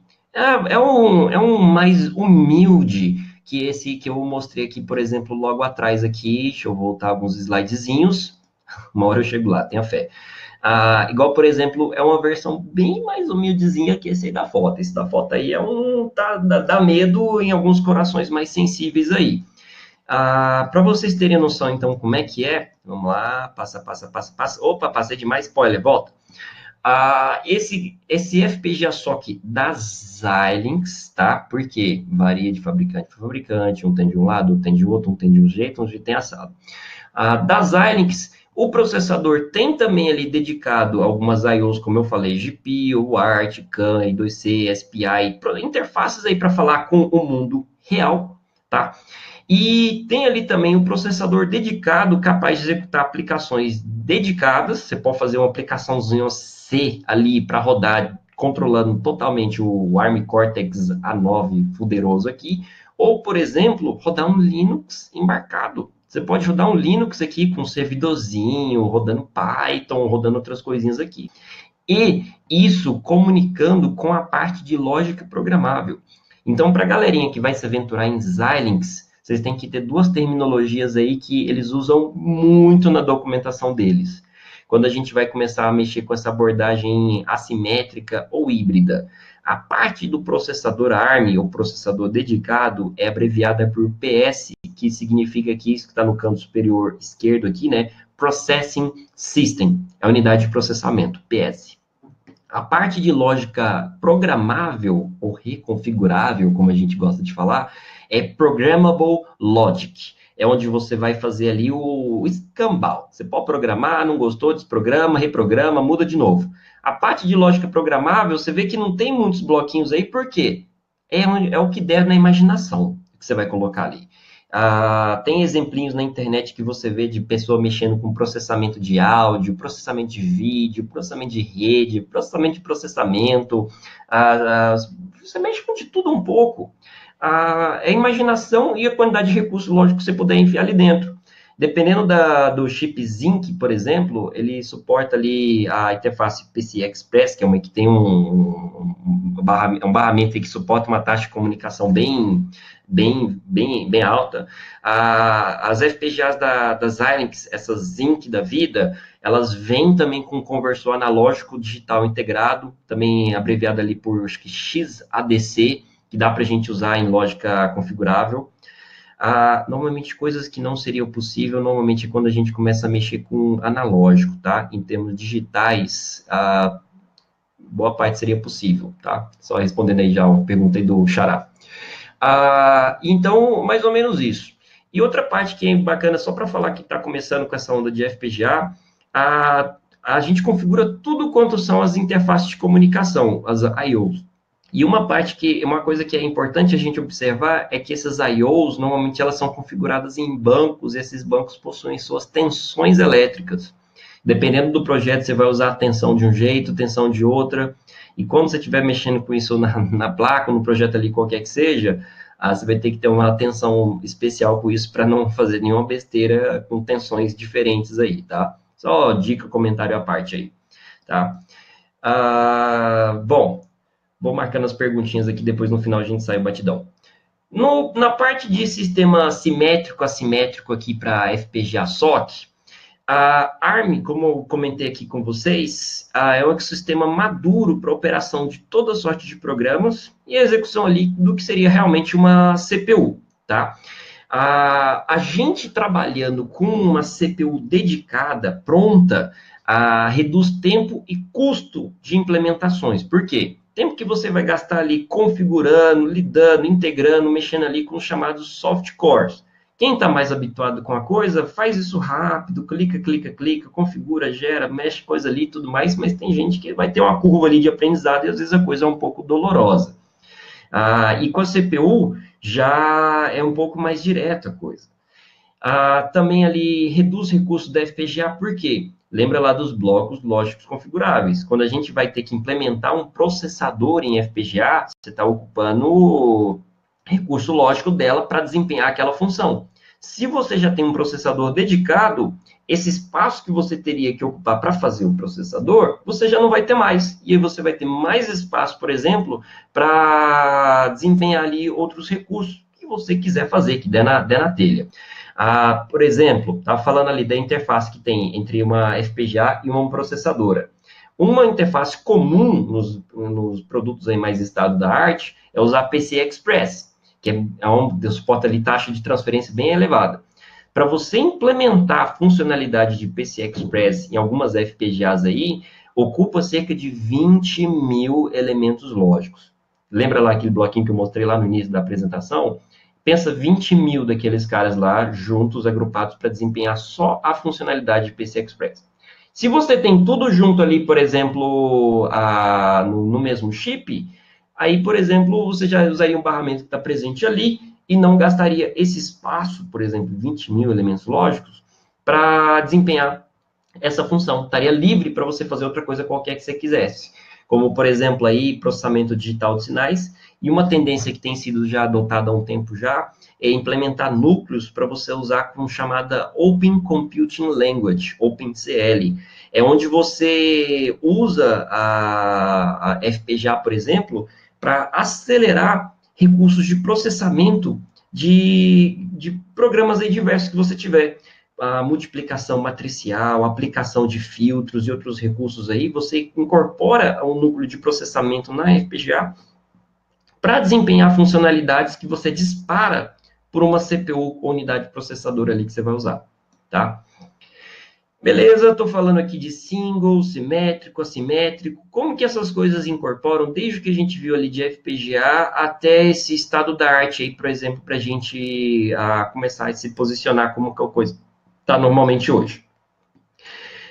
Normalmente, projetos até um tempo atrás aí, para vocês entenderem dessa coisa de simétrico e tudo mais, você tinha só um núcleo, você tinha ali o hardware ali operando com a coisa, e você tinha ali um sistema operacional, você teria ali um sistema operacional cuidando ali, por exemplo, das aplicações. Os sistemas assimétricos, entendo que Core, que também pode ser uma FPGA ali presente também, você pode ter no núcleo, ou Core ali, um sistema rodando e aplicação rodando sobre esse sistema também, ou mais aplicações também, e outro núcleo executando outro sistema qualquer, rodando outra aplicação qualquer, e um núcleo independente do outro. E os sistemas simétricos têm aí de trabalhos interdependentes, porque você vai ter um hardware ali, também multicore, você pode ter vários núcleos, mas esses núcleos trabalham em grupo, normalmente, executando ali coordenadamente um mesmo sistema operacional, que vai estar também coordenando a operação de várias aplicações. Então, o sistema operacional distribui carga entre os núcleos, coordena coisa entre uma ou outra, aplicação aqui e ali, beleza. O assimétrico tá os núcleos ali no hardware, no chip, que seja também, a coisa está no chip ali também, mas um núcleo está operando de um jeito, outro núcleo está operando de outro, totalmente independente um do outro. Eles podem falar entre si, claro, e na verdade é até bom que eles falem entre si, porque a gente tem que ter conversa. Então, é um trabalho também em equipe, da mesma forma, por exemplo, que você faz um trabalho em grupo, aí, sei lá, na faculdade, você coloca, um cara ali vai fazer uma parte do projeto, outro cara vai fazer uma parte do projeto, depois, quando acaba, cada um junta. E um vai ter seu ritmo de trabalho, outro vai ter outro ritmo, outro vai, sei lá, trabalhar de noite, de dia, sei lá, de madrugada. Mas eles vão chegar ali uma hora e juntar os trapos e ter o resultado da aplicação, né? Ter o resultado ali do processo. O assimétrico, ele tem também se tornado aí um padrão, porque normalmente um núcleo nos processadores embarcados que a gente está começando a ter, começa a operar ali para desempenho de alguma atividade de tempo real, mais crítica, que não pode parar, não pode travar, não pode ter tela azul. E outro núcleo executa ali um sistema operacional que pode demorar a conexão com rede, ter problema com banco de dados, conexão, aplicação travar, tal. E esse cara pode ter alguns problemas, mas o outro não pode. O outro tem que estar operando ali no talo, controlando a coisa, tá? Então, normalmente, o que a gente tem começado a ter, acreditem, é sistemas simétricos e assimétricos no mesmo chip. Você pode ter ali, por exemplo, um chip que tem ali um processador multicore, que é o SMP, vários cores ali executando Linux, e também um núcleo ali, também ali uma FPGA, seria uma parte assimétrica ali do processo, ou às vezes um microcontrolador ali para desempenho de alguma atividade mais baixo nível, um Cortex M3, M4, M0 da vida que seja aí, por exemplo. Então, a gente está tendo hoje meio que a mescla desses dois caras que estão aqui à direita, o AMP e o SMP. E esses sistemas híbridos assimétricos, igual eu estava comentando com vocês, uma parte fica executando ali normalmente um processamento crítico, que precisa ali também ter uma temporização mais sofisticada, não pode travar ou não pode sofrer ali com atrasos de outros recursos que, porventura, a sua aplicação ou projeto vai fazer. Às vezes roda com algum sistema operacional, com FreeRTOS ou com lógica dedicada pura, que se fosse o caso, por exemplo, de uma FPGA da vida. E você teria ali um outro núcleo, outra parte do seu processador ou chip, executando ali, porventura, um sistema operacional ou uma aplicação de controle, que faria a parte não necessariamente crítica do processo, que pode travar, pode ter problema, pode ficar pensando se vai ou não vai, dentre outras coisas assim, tá? Então, é mais ou menos essa a pegada da coisa, híbrido, assimétrico, você começa a misturar trabalhos em nível de criticidade, em nível de como que vai ser o trabalho de um, nível de trabalho de outro, dentre essas coisas assim, tá? Como que é essa parte de processadores aí, em termos das Xilinx, como eu estava comentando com vocês? Da PS é a abreviação, como eu falei, de Processing System. Normalmente, as FPGAs mais modernas, que têm incorporado processadores ARM, têm surgido aí com 2 cores, ou seja, igual eu falei para vocês, tem a parte de 2 núcleos que é simétrico, processamento simétrico, junto com a FPGA que é assimétrico.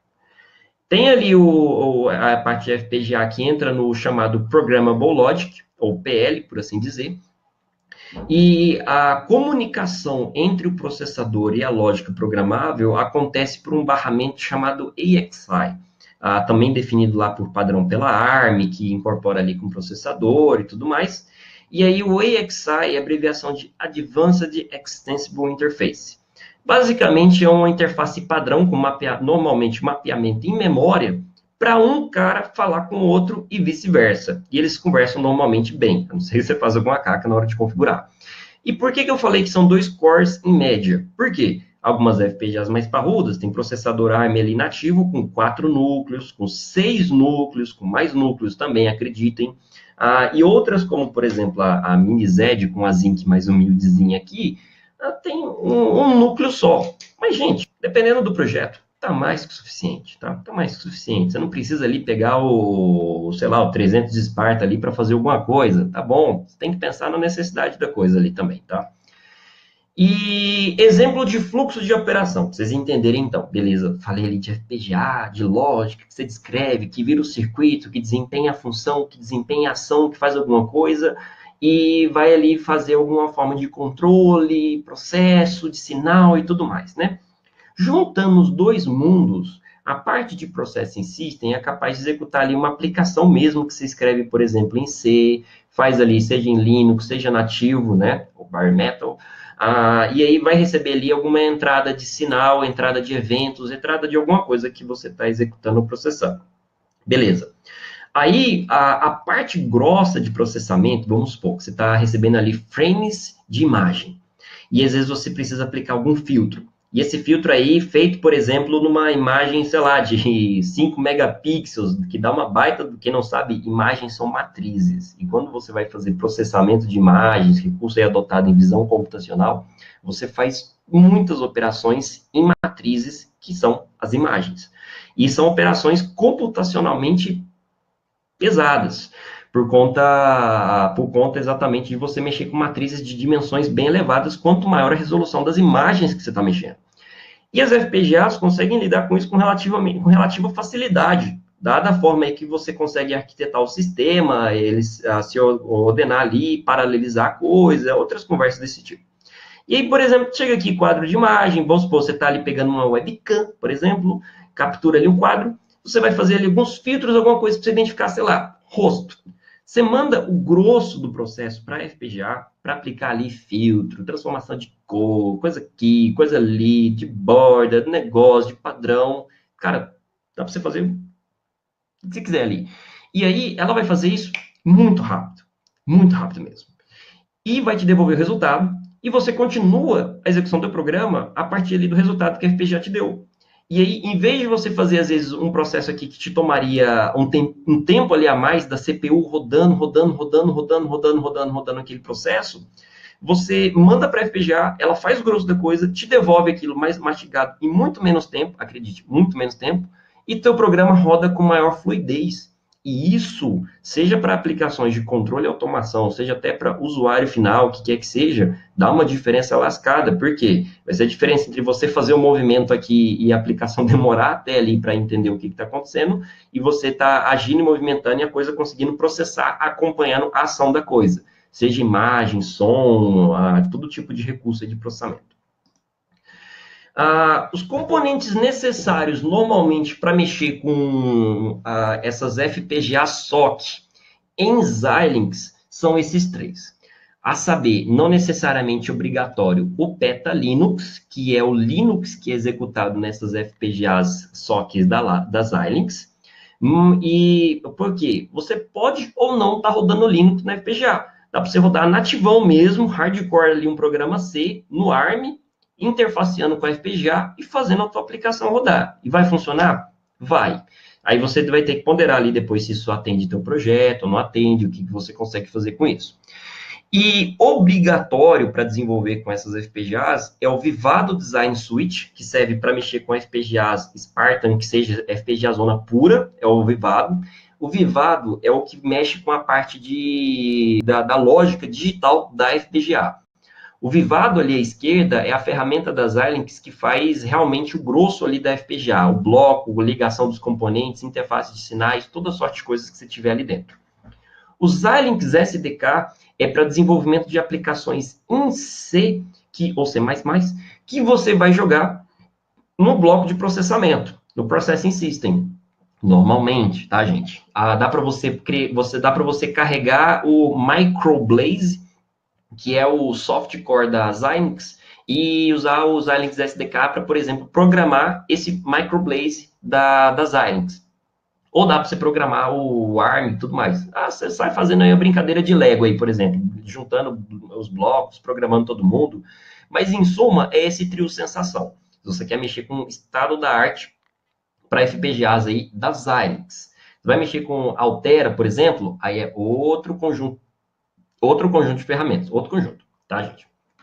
Por exemplo, cada fabricante tem o seu, que configura uma coisa, configura outra, joga daqui, joga de lá, tudo mais, tá? Então, aqui, por exemplo, você instala as ferramentas Xilinx, a SDK que compila, que constrói, compila aplicações de código de aplicação, a Vivado que faz a configuração da parte de processamento, de lógica digital. O Vivado configura tudo. Como que a FPGA vai juntar como é que a FPGA vai juntar com o processador, vice-versa, um conversar com o outro. A SDK também junta ali bootloader, device tree, galerinha de Linux embarcado aí e tal, junta device tree, junta firmware, cria ali a imagem de boot. Isso tudo junto é criado depois um bináriozinho ali chamado boot.bin, que você coloca ali para rodar e a aplicação pega e começa a funcionar, tá? É mais ou menos isso. Então, para vocês entenderem aí mais ou menos também exemplinhos disso, olha esse cenáriozinho que eu estou mostrando aí de um projetinho aí de a faculdade acadêmico aí. O cara estão fazendo estão usando aí um projetinho, acho que de uma câmera estéreo, parecendo aí um Kinect da vida, e isso sendo processado aí por um conjunto ali de FPGAs, junto com um processamento híbrido também. E isso, o que acontece? A parte pesada de processamento de câmeras estéreo ali, por exemplo, é desempenhado na FPGA, e isso também é usado ali pelo Hard Processor System, isso aqui já é mais nomenclatura da Altera, né, para vocês verem como que muda de um para o outro, um cara usa nomenclatura, outro usa também, tudo mais. E isso aí para gerar ali o processamento dos quadros de imagem estéreo, que são usados ali por duas câmeras, dá ali, por exemplo, a noção de profundidade, que é usada aí, por exemplo, uma das aplicações bem comuns aí usada com câmeras estéreo, é para você fazer, além de você perceber noção de profundidade, detecção de obstáculo por imagem. Esses dronezinhos aí da DJI, você pode ver que vários deles tem uns parzinhos de câmera na frente, atrás, embaixo, de lado, de frente, tudo quanto jeito, e faz bem pesado essa parte de processamento aí. Não sei se eles usam FPGA, o pessoal não chega a abrir essas informações pra gente, mas é bacana esse conceito aí de visão estéreo, depois quem quiser se aventurar, que é basicamente para dar essa noção de profundidade e até usar isso aí para cálculo aí de obstáculos, distâncias, outras coisas assim. É um exemplo, só exemplo por exemplo. Tá? Então, a coisa, ela começa a ficar bem ágil, gente, bem ágil. Você começa, então, a ter poderio ali para executar malhas de controle, processamento de sinais, ao mesmo tempo que você está processando ali outros recursos computacionais também, o processador rodando um Pythonzinho da vida, comunicando com Wi-Fi, Bluetooth, a FPGA rodando ali controle dela. Então, o poder dessas coisas todas juntas, funcionando ali de forma coordenada, dá ali um ganho de desempenho considerável para aplicações embarcadas. Óbvio que o custo disso já é uma coisa que agora está começando a ficar num patamar acessível. Até um tempo atrás eram coisas assim bem caras, por isso que você vê ali FPGA sendo usado em sonda espacial, sistema de rede ótica, que são equipamentos aí que custam milhares, dezenas, milhares de dólares. Então o custo às vezes do chip ali não é tão relevante assim para o projeto, e o cara pega ali a FPGA mais parruda que tem, coloca ali no meio da conta do material e manda bala.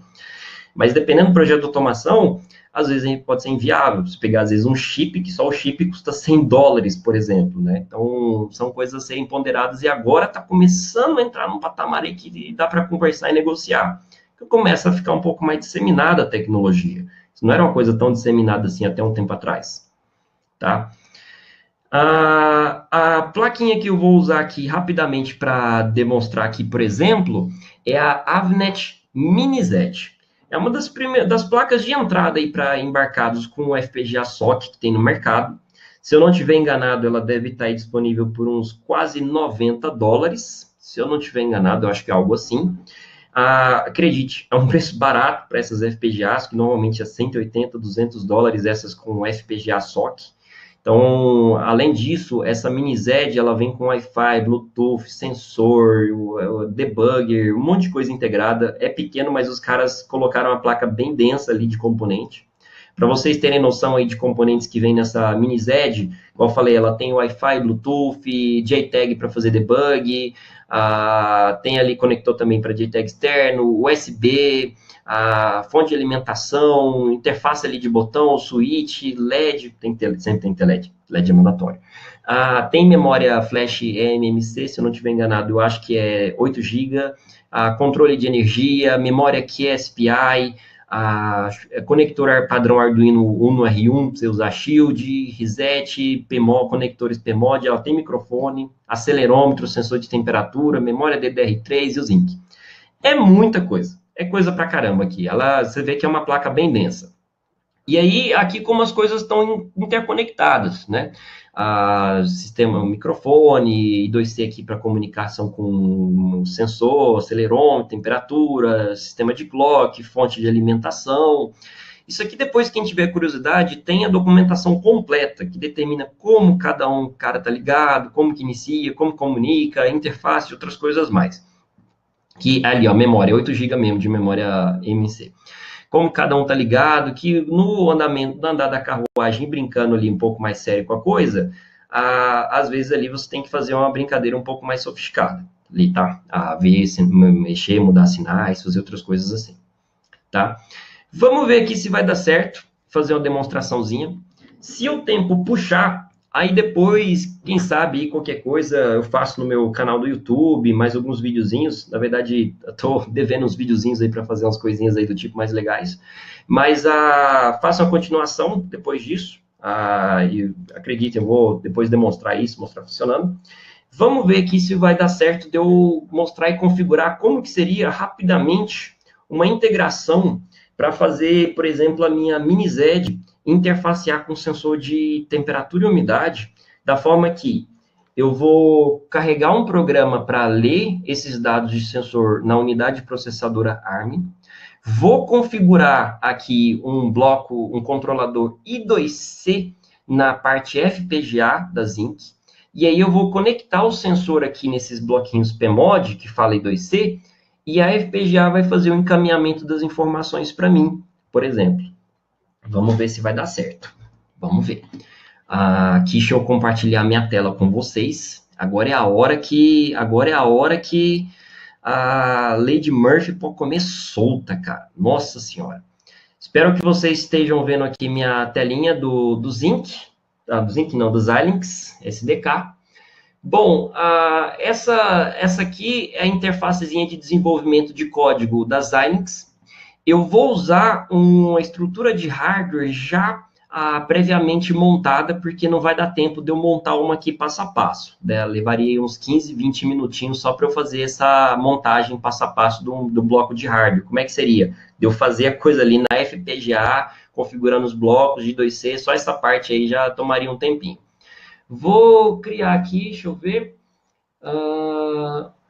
um novo projetinho, só ver aqui uns outros detalhezinhos, vamos ver. Eu vou criar aqui um outro projeto. Nossa, o tempo voa, hein, gente? Começa a falar aqui, nem percebi. Hyper Platform. Vamos colocar aqui esquenta hardware 0. Eu gosto de usar esses nomes, esquenta. Quem vê as aulas aí que eu faço, pega aí que eu dou esses nomes, é a roda.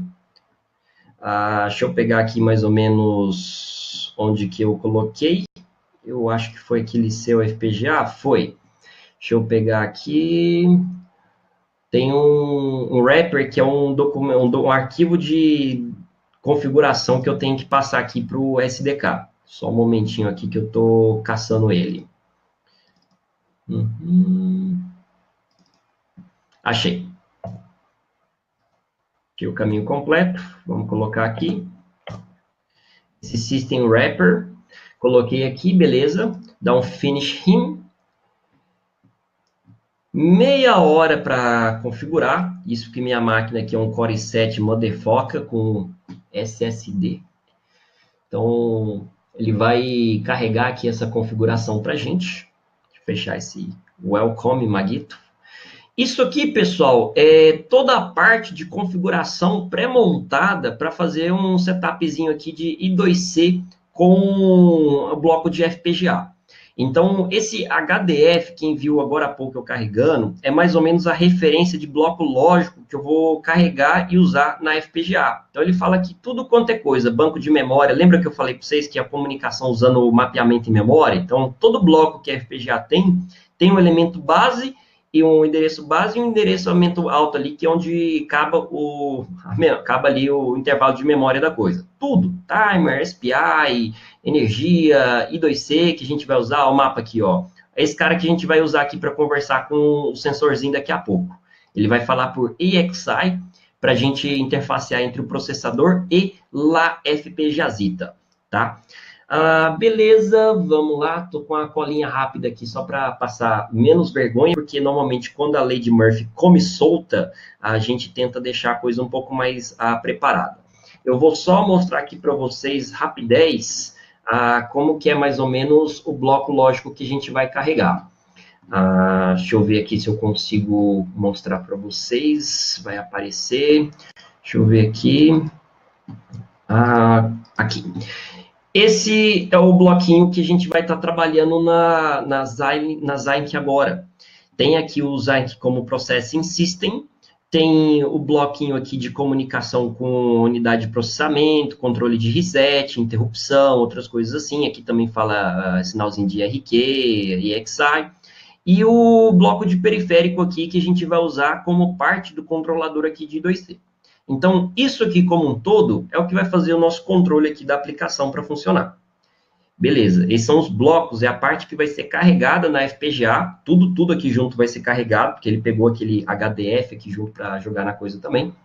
Então, deixa eu voltar aqui minha tela, só um momento, minha telinha do Workspace. Vamos ver se vai dar certo. Aí agora eu vou criar um novo Board Support Package para carregar a aplicação que a gente vai usar na FPGA. Veja que aqui dá para você usar FreeRTOS, galera aí que mexe com os embarcados hardcore, dá para você carregar um core com FreeRTOS na Zinc aqui, por exemplo, ou standalone.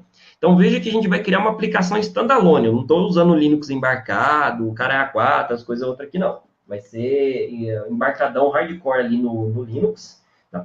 Na FPGA, para interfacear para controlar o processador ARM, interfaceando com a FPGA. Então, Sylvester Standalone, dá um Finish Him.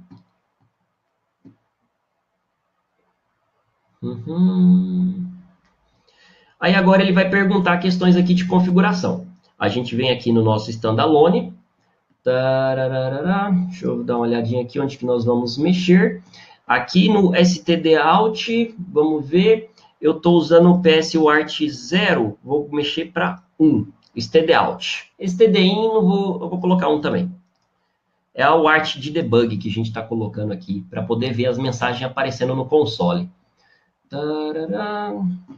Vamos dar um OK aqui. Acho que era só isso que tinha que mexer. Deixa eu dar uma conferida aqui na minha colinha. Aparentemente está tudo certo. Nenhuma heresia até o momento. Então, ele começou a gerar. Tem aqui na parte de cima a parte de hardware da coisa e na parte de baixo a parte de aplicação. Então veja que o SDK é interessante que ele começa a agregar aqui o que vai fazer a inicialização de hardware, interface com definição de hardware e outras coisas mais. E embaixo a gente tem aqui o que a gente pode então começar a brincar com o BSP para fazer a coisa como um todo funcionar. Então, acha que acabou? Ainda não. Tá Talvez eu puxe mais uns minutinhos aí, Fabião, se você achar que não, qualquer coisa eu paro aqui, depois eu comprei a promessa de dívida e depois fazer um videozinho desse, tá? Tranquilo, manda bala, André. Se a galera tá animada aí, eu vou botando fogo, tá? Aqui Show. agora, olha só, a gente carregou nossa definição de hardware, que eu mostrei para vocês agora há pouco, naquele snippet lá, mostrando os bloquinhos. Carregamos nosso BSP, que vai fazer a cola disso tudo aqui junto. E agora a gente vai criar uma aplicação. Então, a gente vai criar aqui um Application Project. E eu vou, tomando aqui muito medo pela minha vida, carregar um código já demonstração aqui para esse sensorzinho aqui de umidade. Eu vou mudar o nome aqui, vou colocar esquenta. Esquenta HUT 21D. Beleza. Aí eu vou colocar para ele usar o Board Support Package que a gente acabou de criar. Próximo. Vamos ver aqui, deixa eu ver. Eu vou colocar Empty Application, porque eu vou puxar um código aqui de demonstração para a gente usar. E aí eu vou mostrar para vocês mais ou menos num beabá da coisa. Ele vai criar mais um projetinho aqui. Beleza, criou aqui nosso carinha. Aí agora eu vou importar meus códigos criados e relativamente testados para a gente poder ver a coisa funcionando. Então, vou puxar aqui do meu sistema de arquivos. Vamos puxar aqui tudo. Não vai faltar ninguém. Vamos puxar aqui tudo. Vamos puxar. Puxa todo mundo. Deixa eu ver aqui. Cadê esse cara? Achei.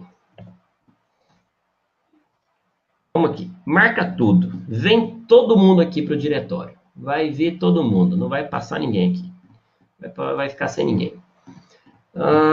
Into folder, vamos colocar aqui, na verdade, source, né? É para carregar no source aqui, por favor. Vamos lá. Beleza, deixa eu ver se está faltando mais alguma coisa aqui do que eu estava testando. Dá um finish. Aí, outra coisa que vai faltar é que esse exemplinho, ele mexe com processamento matemático. Ele não vai gostar aqui de... tá faltando aqui uma definição da biblioteca matemática aqui. Deixa eu procurar aqui pelo linker. Não, acho que não é aqui não. C++ build. Espera aí. Deixa eu ver aqui. Build settings. André. Oi. O pessoal tá falando que às vezes não aparece o que você tá fazendo, tem outra tela, né? Tem. É por conta do compartilhamento. Será que eu vou colocar compartilhamento geral? Isso, Deixa eu colocar aqui. Full. Foi mal, gente. Desculpa. Foi mal. Tranquilo. Ó, agora tá completo. Vamos ver, ó. Nossa, momento Matrix. Momento... Agora foi, sei lá, aquele filme do Leonardo DiCaprio, Inception, cara. Foi tudo aqui. Gente, é que eu tava fazendo as coisas aqui, eu tava prestando atenção. Aí agora, ó, beleza. Eu incorporei aqui os projetinhos, como a gente viu, foi basicamente coisinha de import, próximo, concordo com doar meus órgãos, novo, próximo, por aí vai. Então, aqui agora a gente vai, nesse esquenta, eu vou em Build Settings. Obrigado por ter falado, gente, senão eu ia estar falando aqui, achando que eu tô a maioral e vocês não estavam vendo nada, tô louco. Então, vamos procurar aqui, deixa eu ver... eu tenho que ir em Settings e Bibliotecas. Vamos ver aqui, ó. Settings. Vamos ver aqui o GCC Linker, Libraries. Eu vou adicionar Biblioteca Matemática. É basicamente só colocar M. Ele vai, então, rodar ela. Vou dar um aplicar. Vamos dar um OK. Agora é a hora da lei de Murphy, gente. Agora é a hora que se der uns pau perrengue aqui de compilar, aí a lei de Murphy vai comer solta aqui, senhora. Vamos ver. Vamos dar uma compilada aqui. Build Project. Se der uma buildada legal, nossa senhora, rapaz. Buildou o negócio, eu nem acredito. Hoje eu não vou nem dormir. Pegou aqui certo. A mini Jedi já está ligada. Vou ver aqui se eu consigo plugar, na verdade, minha webcam para vocês verem. Deixa eu rodar aqui meu Camdesk. Acho que vocês estão vendo minha tela. Deixa eu ver se ele vai executar aqui, vai reconhecer minha webcam, cara. Aqui tá configurado aqui com a exibição ali da mini Jedi. Deixa eu dar uma rodada aqui na câmera. Vamos ver. Tô com as 10 câmeras aqui, algo deu errado. Ele não tá gostando. Deixa eu ver aqui. Eu acho que é algum problema de drivers. Driver. Vamos ver. É que eu tenho uma câmera que tá montada aqui em cima da Mini Z para mostrar para vocês. Gente, de tudo que podia dar errado, a única coisa que dá é a câmera, menos mal, né? Que se for qualquer coisa, eu fico mostrando aqui para vocês, parecendo essas youtubers que ficam falando de maquiagem. Aí, não sei se o foco está pegando aqui, você está vendo a plaquinha, não sei se o foco está mostrando. Eu acho que, será que tem um bug aqui, que o Windows tem um limite de 3 webcam, né? Que tem a webcam do PC, a webcam a Logitech Fuderosa e a outra Microsoft que eu estou usando. Deve ter um limite aqui, descobri um bug do Windows. Zoeiras à parte, deixa eu ver se eu consigo depois pegar a webcamzinha aí e mostrar para vocês. Só antes disso, deixa eu ver aqui se a Mini Jedi está no modo certo aqui de debug. Eu vou ter que colocar ela no modo JTAG. Já vou mostrar para vocês. Só um momento.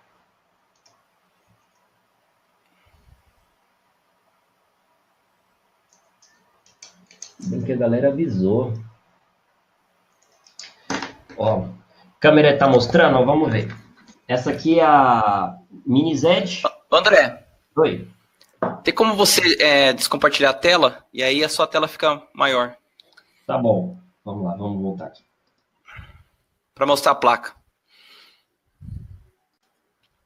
Tá vendo agora, né? Então, isso aí. Primeiro tem que ter plaquinhas de café. Se não tiver plaquinha de café, não vale. Essa aqui é a Mini Jedi. Então, Mini Z. Então, é uma plaquinha bem prática. Não, o processador esquenta um pouquinho, mas faz parte. LEDs acesos aqui indicando que está tudo correndo bem. Aí o que eu mexi agora foi o seguinte. Tem um jumperzinho aqui do lado desse botão azul. Deixa eu ver se o foco vai pegar. Vamos ver. Esse jumperzinho que vocês estão vendo aqui com o meu indicador. Essa câmera é boa, hein, cara? Olha, alto foco, pirei. Ele tem um jumperzinho que eu coloco aqui ou para botar a aplicação normal ou para carregar em modo JTAG. Eu movi o jumper para baixo. O outro switchzinho de cima é um switchzinho ligado na FPGA para ficar brincando com o sinal, como se fosse um botão. Então ele não é relevante para nada. O switch de baixo eu coloquei a placa em modo JTAG. A despeito de dar para alimentar ela com uma USB só, a USB principal para ela tem que ser a USB de JTAG, que é essa aqui do lado da porta USB. A outra é de alimentação auxiliar. Eu tenho um hub que está sendo muito pouco usado ali, né? Liguei aqui as duas USBs para dar uma alimentação legal para ela. Afinal de contas, eu não quero ter problema aqui com faltar energia, né, gente? Nesse lance aqui, talvez não precise ser tão Greenpeace assim. Aí, ela está ligada aqui com tudo. Daqui a pouco, eu vou, então, colocar ela para comunicar com esse modulinho aqui, que é um PMOD, que fala I2C, com um sensor de temperatura e umidade. Então, só um momentinho aqui. Eu vou voltar agora à tela cheia. Só um momento. E também dá um Alt Tab aqui, que senão fica um Inception aqui nervoso, né? Vai começar a ver infinitamente aqui o display. Nossa senhora. Beleza. Coloquei em modo JTAG. Vou conectar aqui. Deixa eu ver se desse jeito aqui.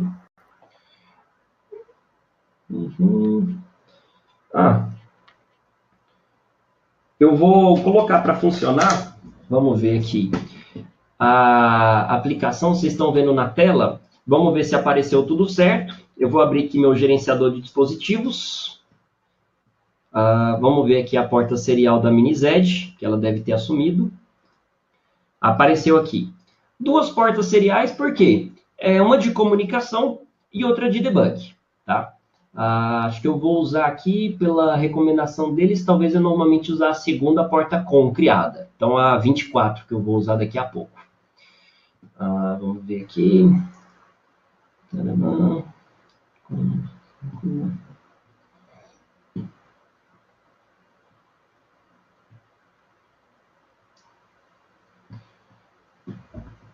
Aqui, ó, deixa eu fazer um teste com o PUT.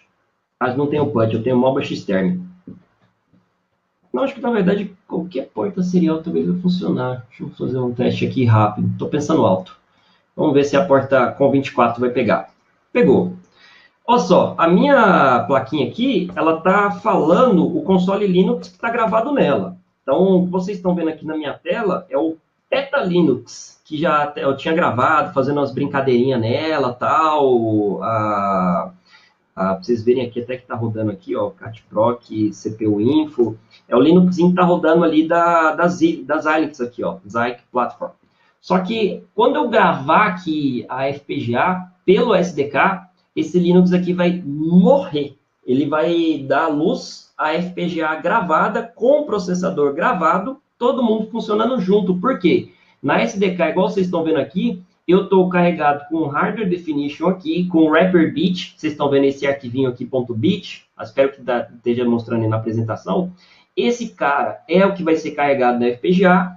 Isso aqui é o que fala como que as coisas estão arquitetadas na FPGA. Esses arquivos aqui que vocês estão vendo no esquenta HW é o que faz a inicialização, configuração aqui da interface do processador com a FPGA.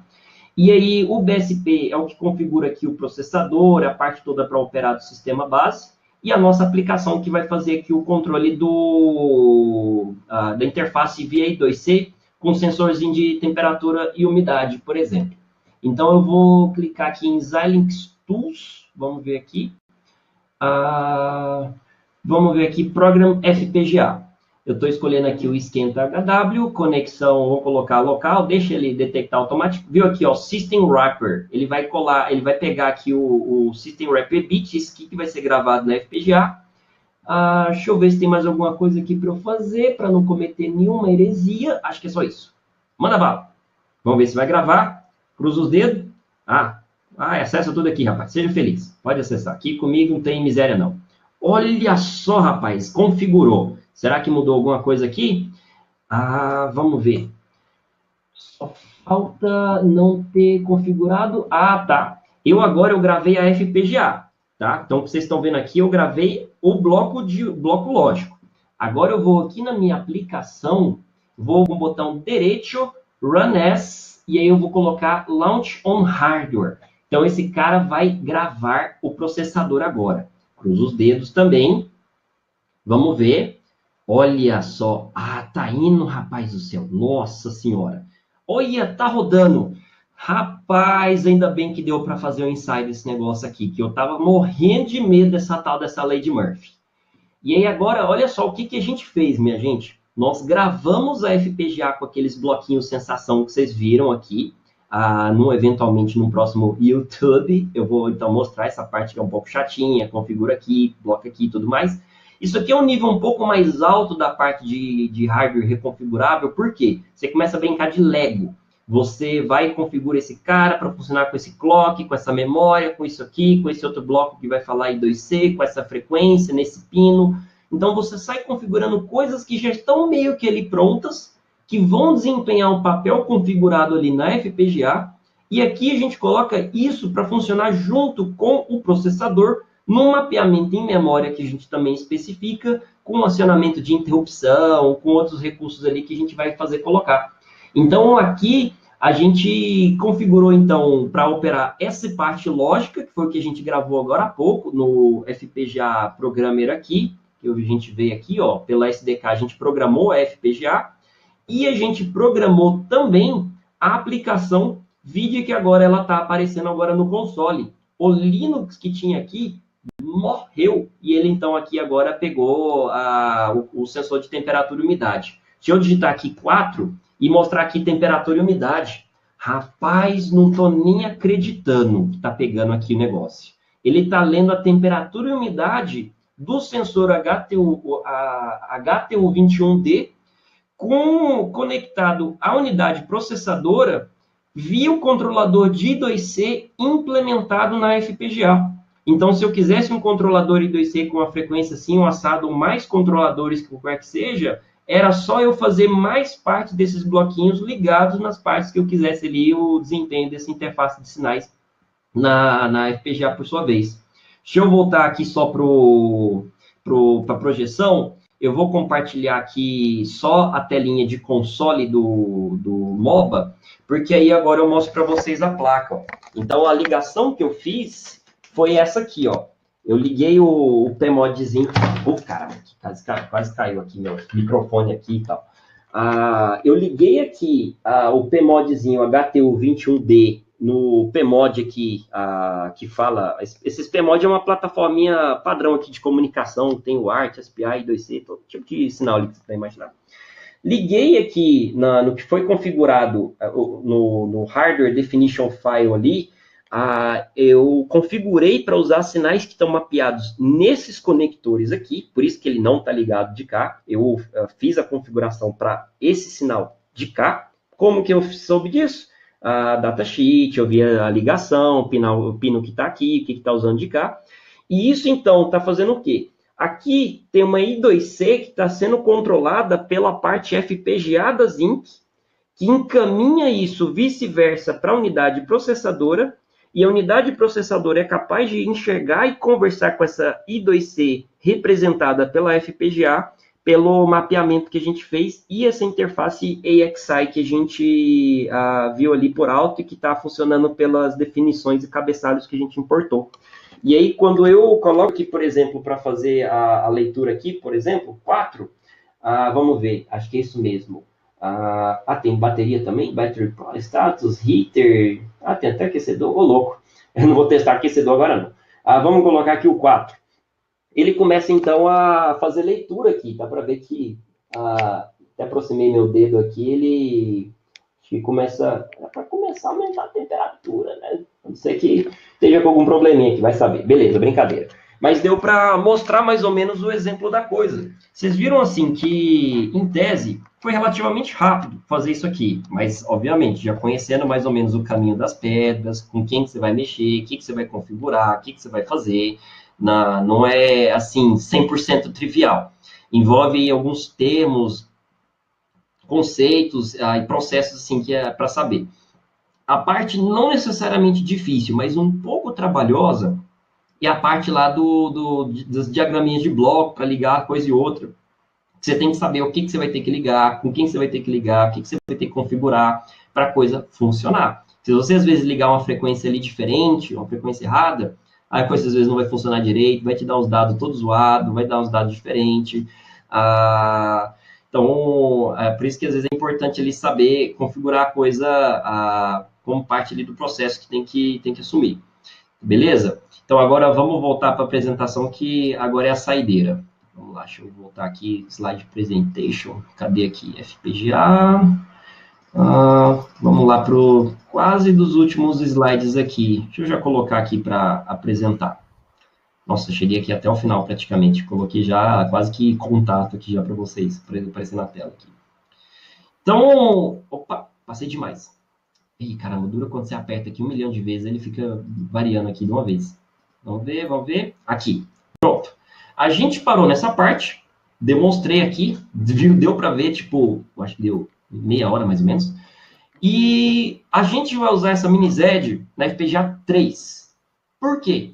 Porque vai ter toda essa rampa de você aprender, quem for fazer esses cursos no Liceutec, aprender VHDL, aprender mais sobre FPGA, fazer os modulinhos, fazer as outras coisas. E aí a gente vai chegar então no FPGA 3, que é o estado da arte, é o creme de la creme.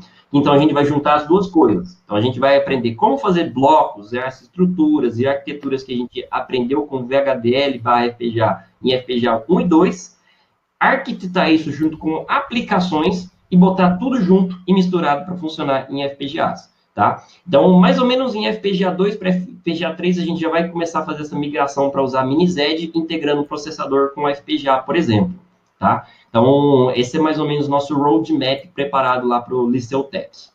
Então, por que isso está sendo bem tendência e é o que a gente está mapeando aí para ensinar e trazer para o pessoal aqui no Brasil, inclusive principalmente na escola técnica lá no Liceutec? É tendência. A Intel, por exemplo, que comprou a Altera, já está incorporando em processadores Intel Xeon unidades lógicas programáveis de FPGA. Então, você tem literalmente um processador que você coloca num servidor que tem ali uma FPGA. E, normalmente, isso é usado em computação de alto desempenho para fazer ali processamento de sinais, para fazer ali a execução de algoritmos de criptografia e até, sei lá, Mineração de Bitcoin, por exemplo, você pode fazer, dependendo da FPGA bem parruda, você consegue fazer ali um estrago. Para vocês verem aí, ó, é uma tendência que veio para ficar. Vários fabricantes estão fornecendo placas dessas, uns trambolhão gigante que você coloca ali no conector PCI Express para fazer processamento de dados. E tem da Xilinx, da Intel e outros fabricantes aí para fazer execução de algoritmos de Deep Learning, visão computacional, aplicação em veículos autônomos ali para fazer processamento de imagem, para saber identificação de placa, pedestre, frenagem, o que quer que seja ali para acontecer, mineração de Bitcoin, que a galera tá rodando aí a rodo. E, gente, até a Microsoft está adotando o FPGA, para vocês terem noção. Eu tive em Seattle, em 2017, no Microsoft Build 2017, descobriu o Brasil, né? E eles estão adotando FPGAs para acelerar a execução dos algoritmos deles de busca e indexação de dados. Aqui está um exemplo que foi feito numa das últimas palestras lá, que eles estavam mostrando o ganho de desempenho e a velocidade que é entre você fazer pesquisas de texto usando, por exemplo, o CPU, ali está à esquerda, uma CPU só, o tempo que leva para procurar palavras numa grande massa de texto. Depois, no exemplo ao meio, usando um arranjo com 9 CPUs, conseguiu ser até um pouco mais rápido, achou mais rapidamente algumas palavras. E no outro, um arranjo com FPGAs, o negócio foi ignorantemente rápido. Então, são recursos que as empresas estão usando aí, por exemplo, para garantir que você digita, sei lá, digita, sei lá, alguma coisa qualquer aí no Google, e a busca aparece ali rapidamente para você, pesquisando em uma infinidade de sites, infinidade de textos, infinidade de recursos aí, por exemplo, tá? Para exemplo aí de que como a coisa também está caminhando, gente, quem gosta desses microcontroladores, ARM Cortex, M0, M3, a ARM está com essa iniciativa chamada Design Start FPGA, que eles fornecem núcleo de ARM Cortex M0 e M3 para você embutir em FPGAs das Xilinx, tá? Com licenciamento, se eu não me engano, aberto para uso estudantil, tá? Vamos aí já para a produção. A conversa é outra, que você já vai estar querendo ganhar, tem que dar um ganho ali também, tá? Um ganho aqui, ganho ali. Mas o bacana é que acho que também tem ali Cortex M1 também, tá? Eu acho que, na verdade, falei errado, acho que é M1 e M3. Falei M0, acho que foi besteira, descarta. M1 e M3.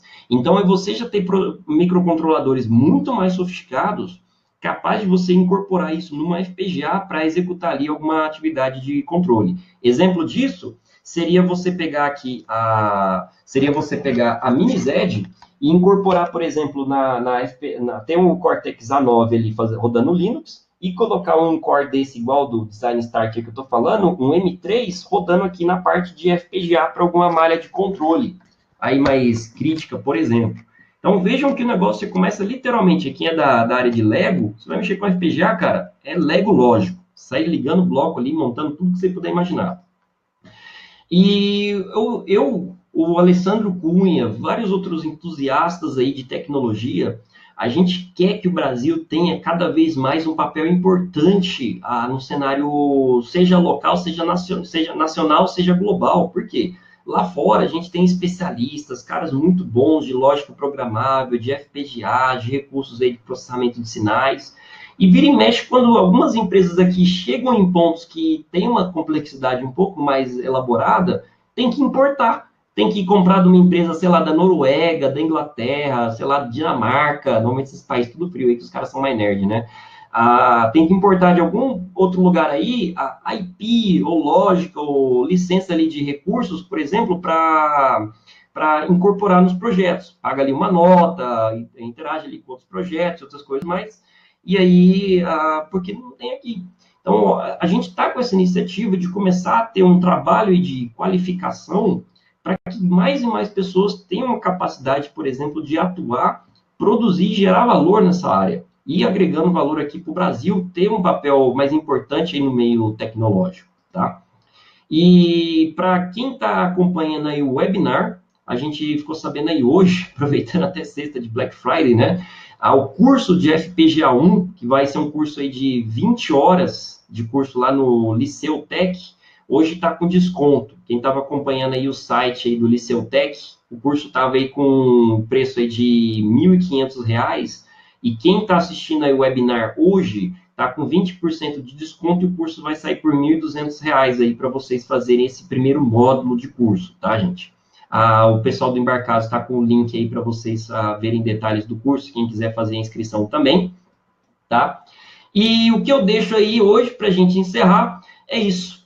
Hardware é a nova onda do momento, né? Tava muita gente mais nessa onda aí de web, mobile, apps e tudo mais, mas fazer as coisas acontecerem é um chance aí para gerar valor e fazer a coisa acontecer. E tá tendo cada vez mais demanda para isso. Valeu, gente, muito obrigado. E agora vamos para as perguntas. Maravilha, André. Parabéns. Excelente webinar. Bastante Obrigado. assunto bacana. A gente passou um pouco do tempo, mas vamos tentar responder algumas perguntas. Tudo bem. O pessoal está com bastante dúvida em relação a entradas analógicas em FPGA. Tá, vamos lá. Teve bastante conversa aí no chat em relação a isso. Legal. Como que é feito? A FPGA fala assim, pode fazer tudo de duas formas. Uma, quanto mais unidades de blocos lógicos configuráveis ela tenha, mais recursos ela vai poder fazer. E a FPGA, a palavra que ela fala é digital. I/O, digital, 0 e 1. Você quer trabalhar com analógico, ou a FPGA já tem um analógico digital incorporado, que o fabricante teve o bom grado de colocar ali, como a Xilinx faz com o XADC, que ela coloca em alguns FPGAs dela, ou você vai ter que usar um conversor ADC separado, que fala SPI, fala I2C, fala outro protocolo, porque SPI e I2C são protocolos digitais. E aí você consegue fazer essa interface da FPGA com o módulo conversor analógico digital ou digital analógico, falando I2C, SPI ou, sei lá, outro protocolo paralelo que seja, por exemplo, e aí a FPGA é capaz de fazer interface com sinais analógicos. E aí, quanto maior o rigor do processamento de sinais que você vai fazer, maior o rigor dos conversores também. Seja aí a resolução de bits, 10 bits, 12, 16, 24, para conversão analógico digital, digital analógico. Então, você vai mexer com áudio, com vídeo, com sinal de RF. Então, isso entra em um rigor que impacta diretamente no custo da solução também. Então, é desse jeito. A FPGA fala digital. Você quer falar outra coisa? Aí você usa conversores, externos ou internos, se tiver. Perfeito. Teve pergunta, você mostrou algumas placas ali, em relação a placas para iniciar, né? Uhum. Vale a pena comprar placas chinesas? Ou... Porque aqui a gente tem dificuldade de encontrar as placas, né? Infelizmente. Se você achar documentação aberta, se você achar documentação em inglês e o datasheet esquemático da placa estiver disponível, manda bala. Então, você está vendo o anúncio lá, vê se o vendedor já disponibiliza os esquemáticos, documentação para você dar um download, dar uma olhada, porque na hora de você mexer em FPGA, é importante que você saiba onde cada um dos sinais estão ligados. Então, você pega uma plaquinha lá que tem display, tem controlador, saída de vídeo, VGA, de som, tudo mais. Nossa, beleza, vou fazer um regaço com isso. Mas você compra a placa, às vezes o cara não deixa muito claro como que as coisas estão ligadas para depois você fazer as gracinhas aqui dentro do chip. Por quê? Aqui dentro tudo é digital. O que você vai fazer de graça aqui vai depender da lógica que você vai arquitetar aqui, sabendo onde as coisas estão ligadas, com a placa onde isso foi montado, e faz toda a diferença você saber o mapa de ligação que você vai ter que construir. Então, se isso estiver claro, manda bala, colega. Compra ali, usa, tenha preferência por placas que tenha debugger. Se é da Altera, veja se ele vem com um tal de USB Blaster, tá? Porque é o gravador da FPGA. Então, se for da Xilinx, veja se vem ou com JTAG, ou com um gravadorzinho, ou com uma interfacezinha serial, normalmente. As Xilinx, elas, se tiver uma serialzinha FTDI ou outra coisa que seja, normalmente elas já suportam. E a FPGA, normalmente, ela precisa ter uma memória. Essa, por exemplo, Papilho, ela tem uma SPIzinha flash aqui. Então, essas chinesas, veja se elas também têm um bloquinho de memória incorporado ao FPGA. Por quê? Uma coisa que eu não falei abertamente é que a FPGA, ela não grava a lógica que você incorpora nela, a FPGA. Você grava aqui o negócio, se você desliga a placa e liga de novo, ela zerou, amnésia total. Por quê? A estrutura de marcação de configuração lógica é baseada em memória RAM, que é volátil. Para você gravar o que ela tem que desempenhar, normalmente isso fica numa memória que é arquitetada numa ligação padrão do fabricante aqui, que quando a FPGA liga, ela puxa da memóriazinha a configuração que ela tem que desempenhar. Isso é bem rápido. ela puxa isso e já começa a funcionar com aquela configuração. Então vejam isso também porque algumas plaquinhas Xing Lings mais baratinhas aí não vem com memória. Aí se você desligar, você vai ter que gravar ela toda hora que você ligar a placa. Tá, legal. Tá, então vamos só para a gente finalizar, falar um pouco do curso. Né? O curso ele vai ser aos sábados, né? É isso? Uhum. Isso, vão ser uns 5 sábados. Tá. E aí são divididos em 3 módulos, né? Isso. Tá.